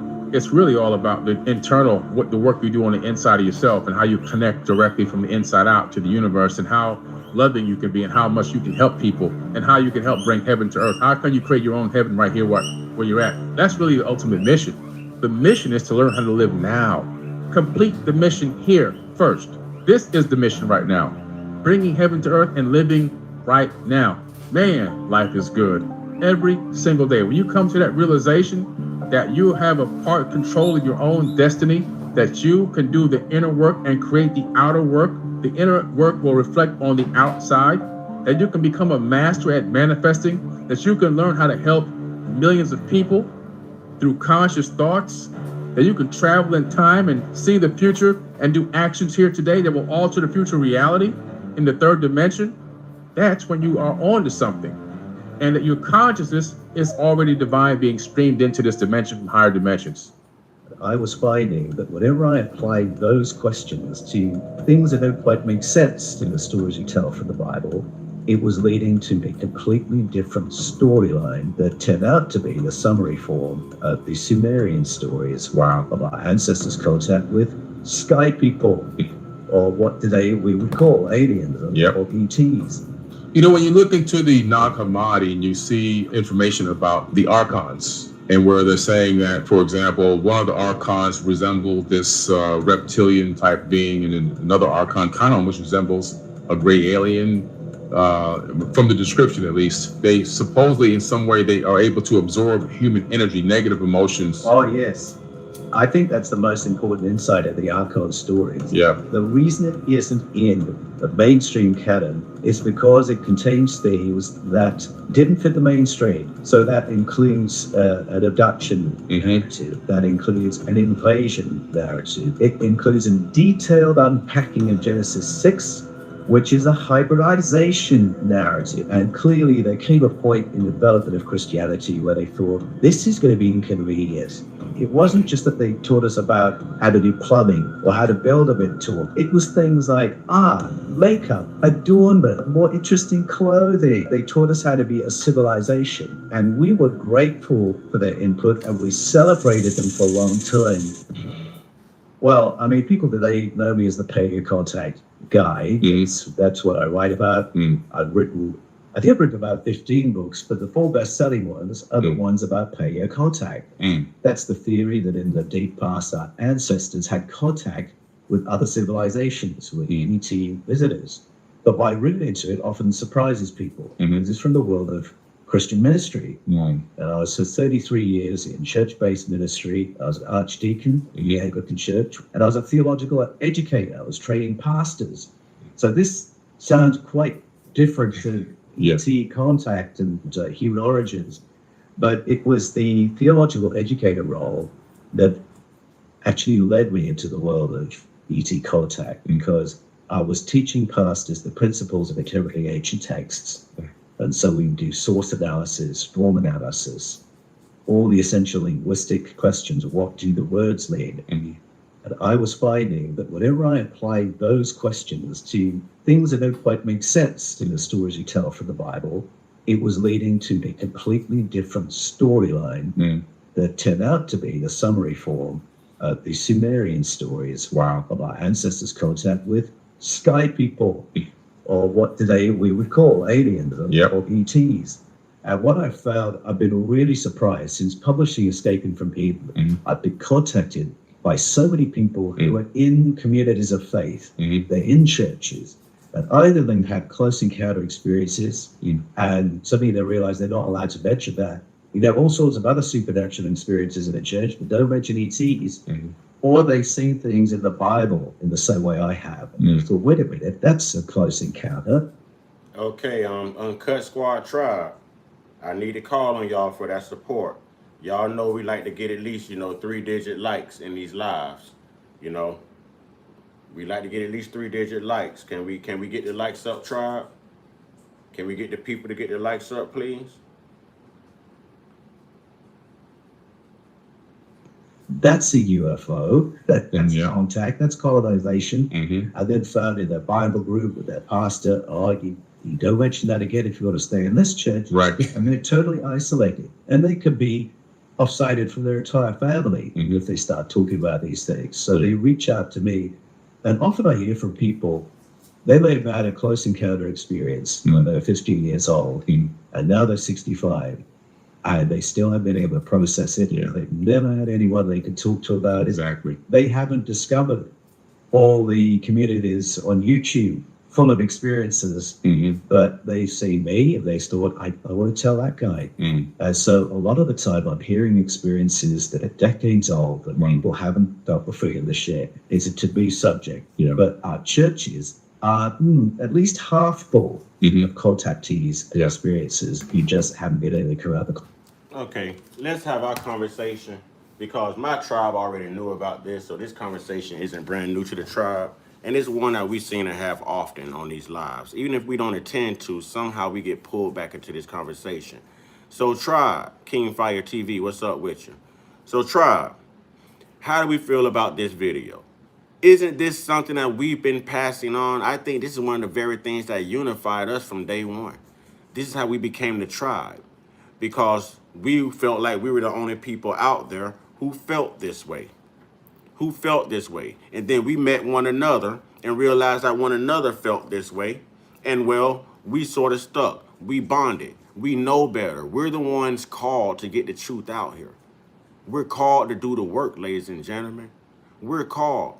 We see in so many instances how they use this stuff against us, how they plagiarize this stuff, how they use it for their self-gain, their self-benefit, how they use it to destroy people, keep people oppressed, keep people hopeful. You know what I'm saying? We've seen it work. This is black magic itself, y'all.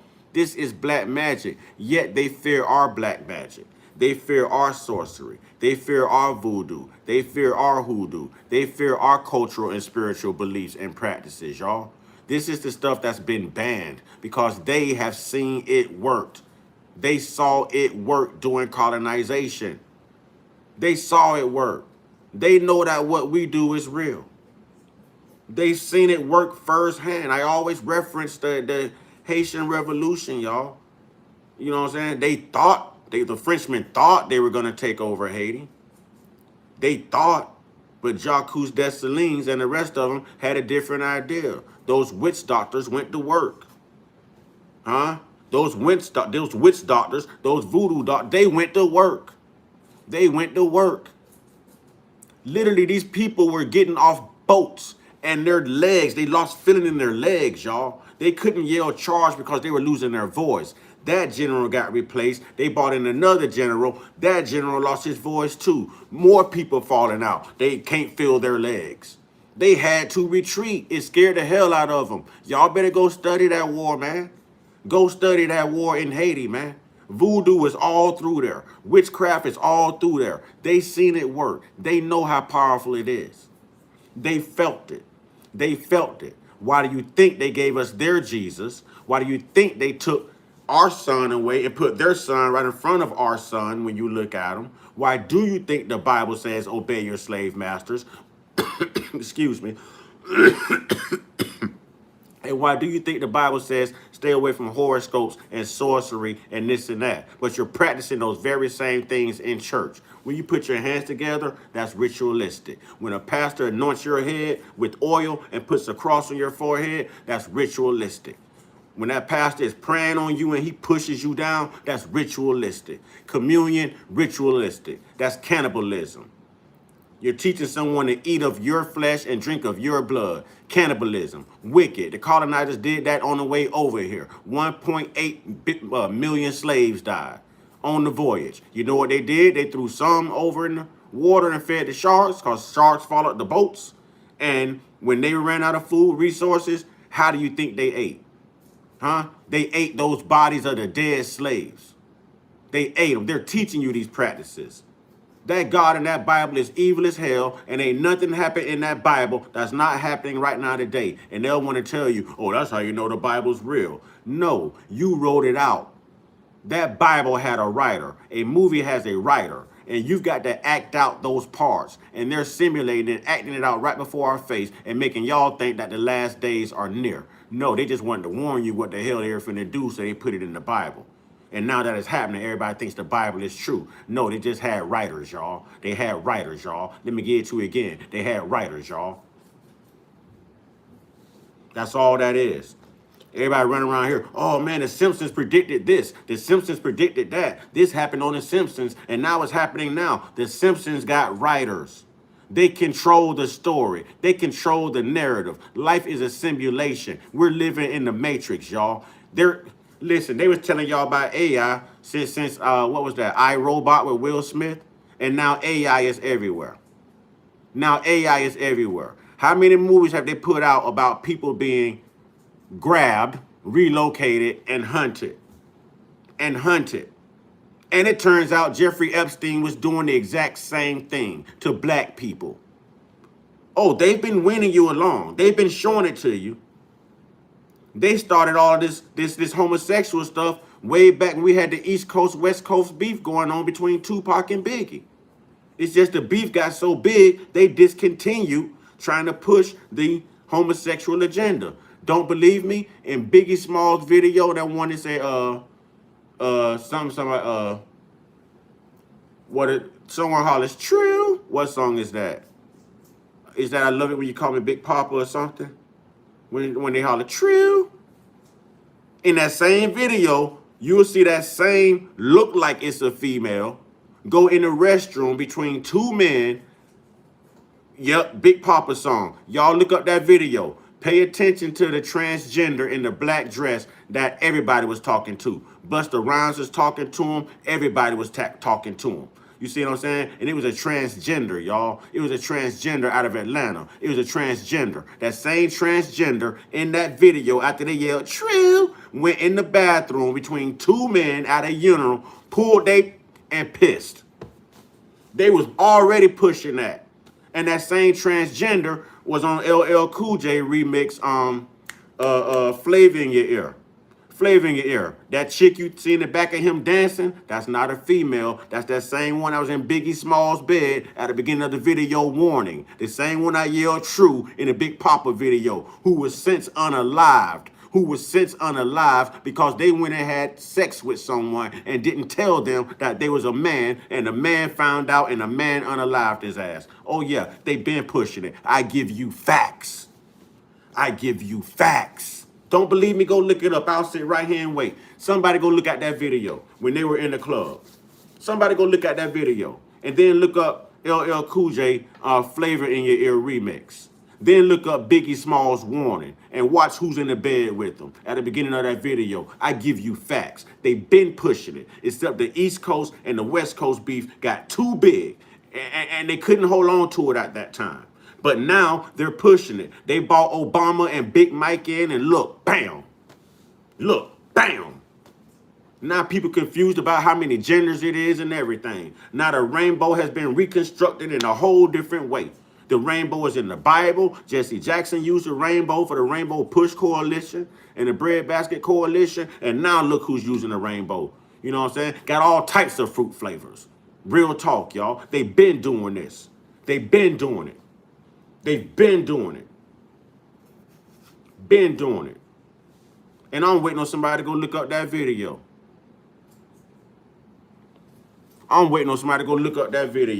Been doing it. They was already putting it in our face. But if you say something about it, you know what I'm saying? Oh, you're, what's the word they use? You're homophobic.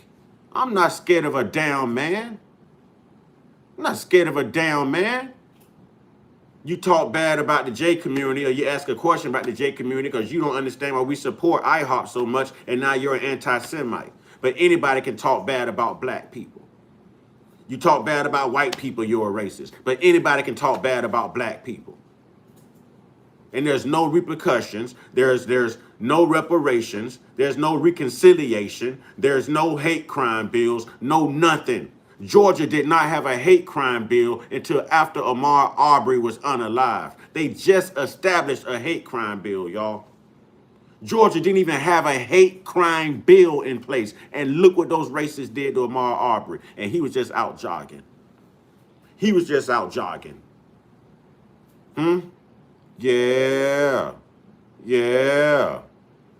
You know what else is under attack right now? They're having conversations right now about making interracial dating unlawful again. Yeah, they're having those conversations right on the Senate floor. Look it up because they're trying to get their numbers up. And they can't get their numbers up as long as their white women keep giving birth to black babies. You know they one-drop rule? They are that desperate, y'all. All of this ties into the Eraser Act. They have erased who you are. They have erased your history. They have reprogrammed you. Yeah, and right now they're calling for help in that same all-white community. They're calling for help. They can't do it by themselves. They thought they can live without us, but they can't. What they gonna do, build at night? What they gonna do, bring in the illegals that we kicking out? How they gonna do it? They can't get the work done. It's too damn hot. I'm not saying that to be racist. It's factual. They can't do it. They can't. Exactly. They also had a place in Idaho, and they was talking about Missouri as well, but they can't take the sun. They can't do it. They can't do it. So how the hell are you superior? Why would you go and set up and colonize all these different countries and continents knowing that you would be the first one to perish due to something as simple as the elements in that indigenous land that you stole? Somebody talk to me. Somebody talk to me. Somebody talk to me. Somebody talk to me. Oh, facts hurt. The truth hurts, but it's necessary. In order to get change, you have to make people uncomfortable. In order to get change, you have to make people uncomfortable. These racists are uncomfortable. White supremacy is uncomfortable. These Christians are uncomfortable. The church is uncomfortable. But you know who else is the most uncomfortable people in this country, y'all? Truth bomb. Truth bomb. You know who the most uncomfortable people is in this country, y'all? And wait a minute. gonna bring this one all the way home. I'm gonna bring this one all the way home. I said I'm gonna bring this one all the way home. Yeah. I'm gonna bring this one all the way home. Y'all know I do my little DJing on the side and stuff. I do my little DJing on the side too. So I had to go get my microphone, because this is a mic drop moment. This is a mic drop moment. I had to get my microphone, at least one of them. I don't care about dropping this one. You know what I'm saying? But you know what? You know who else is the most comfortable people in this country right now? Them poor, innocent little children, y'all.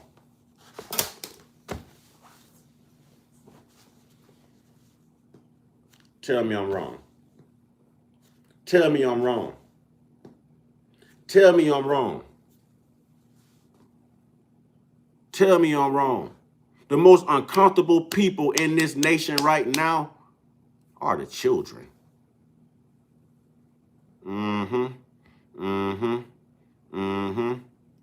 Salute to you, Free My Grandma. But it's real. It's real. It's real. So in order to save the children, yes, they should be prosecuting people in these Epstein files. I don't care what color you are. You know what I'm saying? You should be jumping on them as quick as you jumped on R. Kelly, Bill Cosby, P. Diddy, you know what I'm saying? O.J. Simpson, rest of the gang. You should be jumping on them. Jumping on them.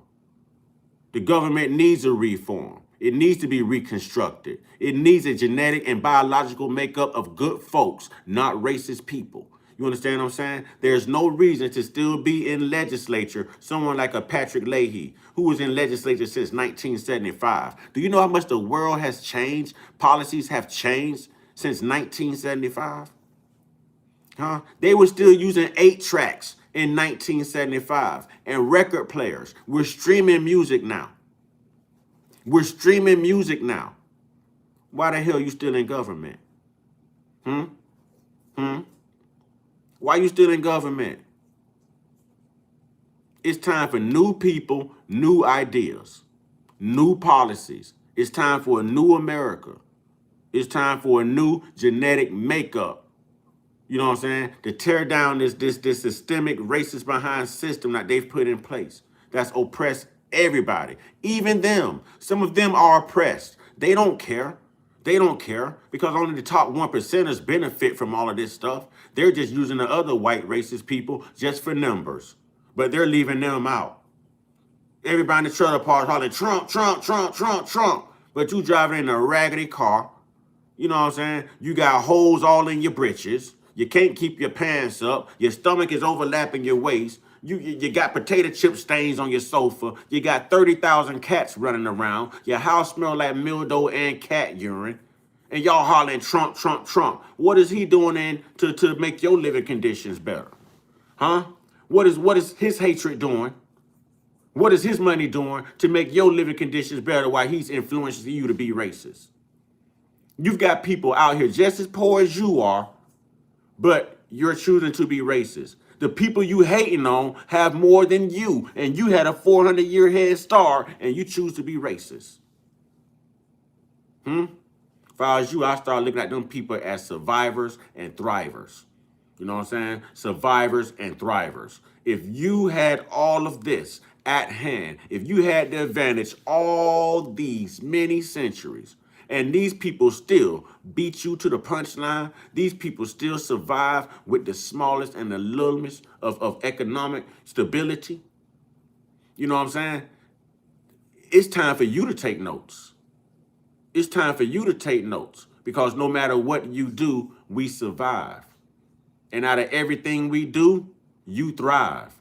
All those inventions, all that history you stole, our culture, our lineage. Look at who dominate the sports. Look at who provides all the entertainment. And y'all, that's part of their system too. We provided all of their entertainment when we were slaves. And it's no difference now.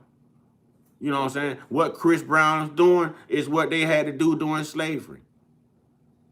You know what I'm saying? All this wrestling, this boxing, knocking each other out. Oh, we had to do that during slavery. But they watched us play those sports. They knew we accelerated at it. Now, it's funny, all these sports are genetically made up of black people, a majority of them, all right? You take football and basketball, let's take those two. You know what I'm saying? Majority black. But it's funny that the J community owns every damn team.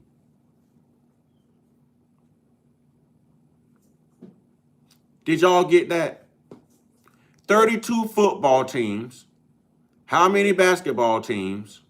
All these black athletes, all these black players. And sure, some of them are millionaires. I think LeBron touched billionaire status, but LeBron is a raccoon. We know that. But all of these teams are owned by members of the J community.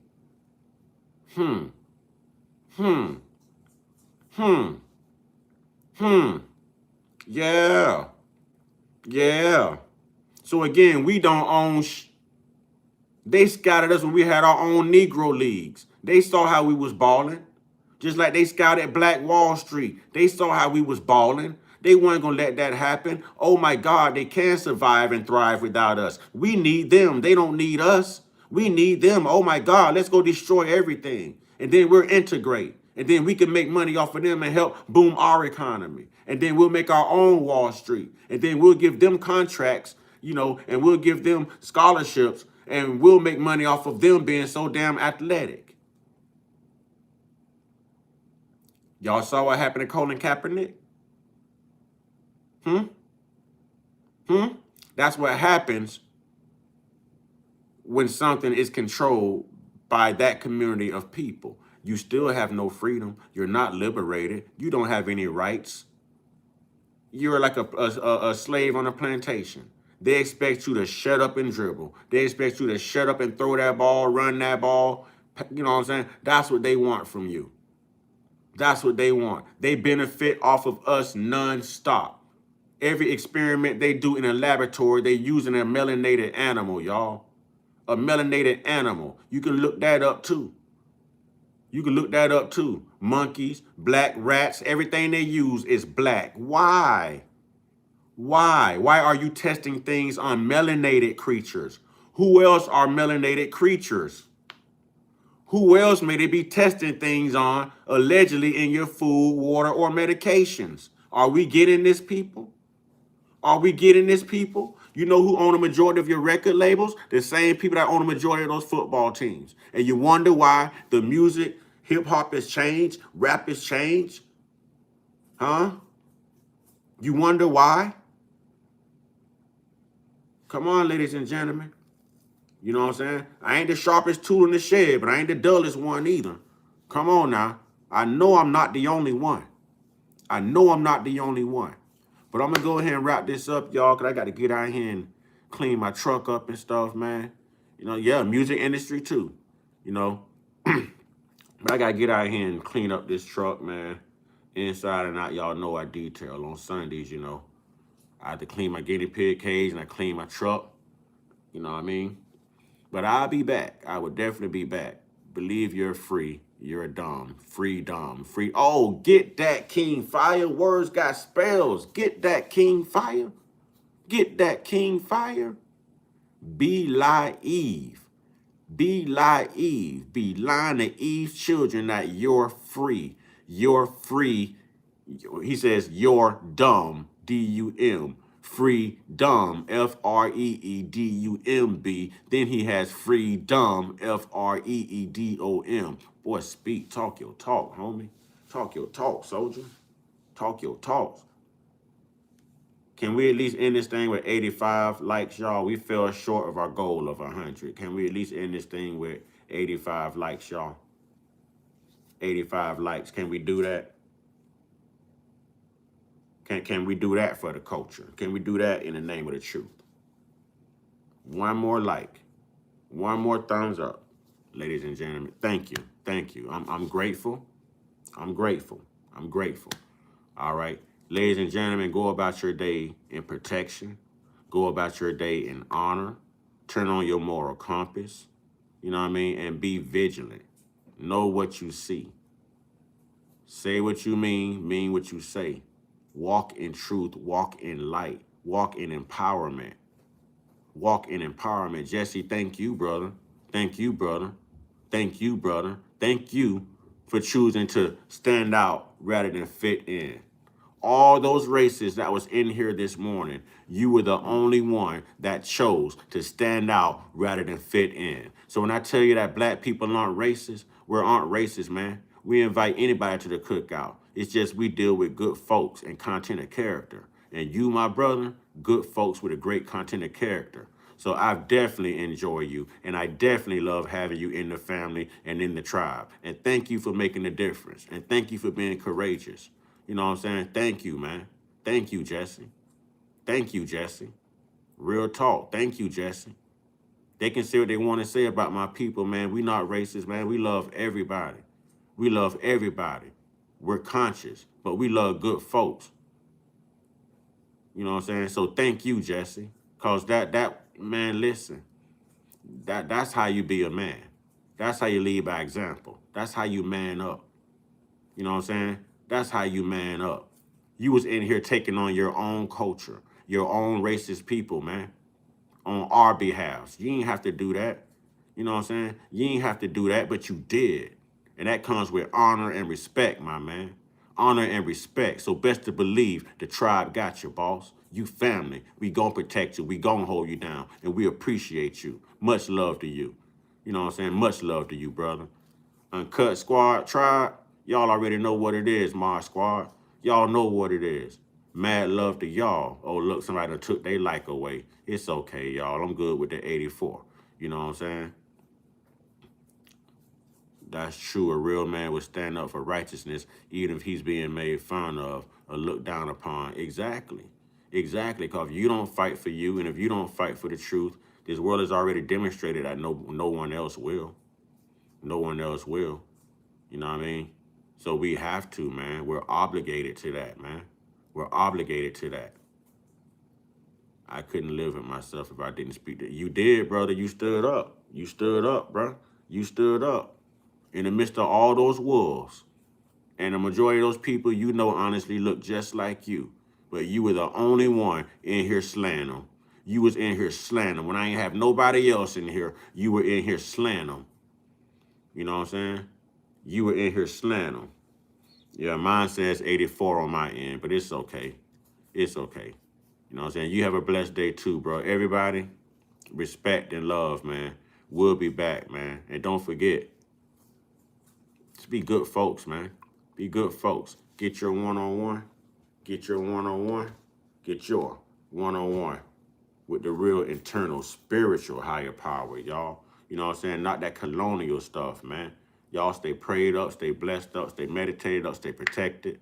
Stay real, stay conscious, stay uncut. Be inspired. Be great. And you know what? Jesse is proof why you should never stop being you. Ashe.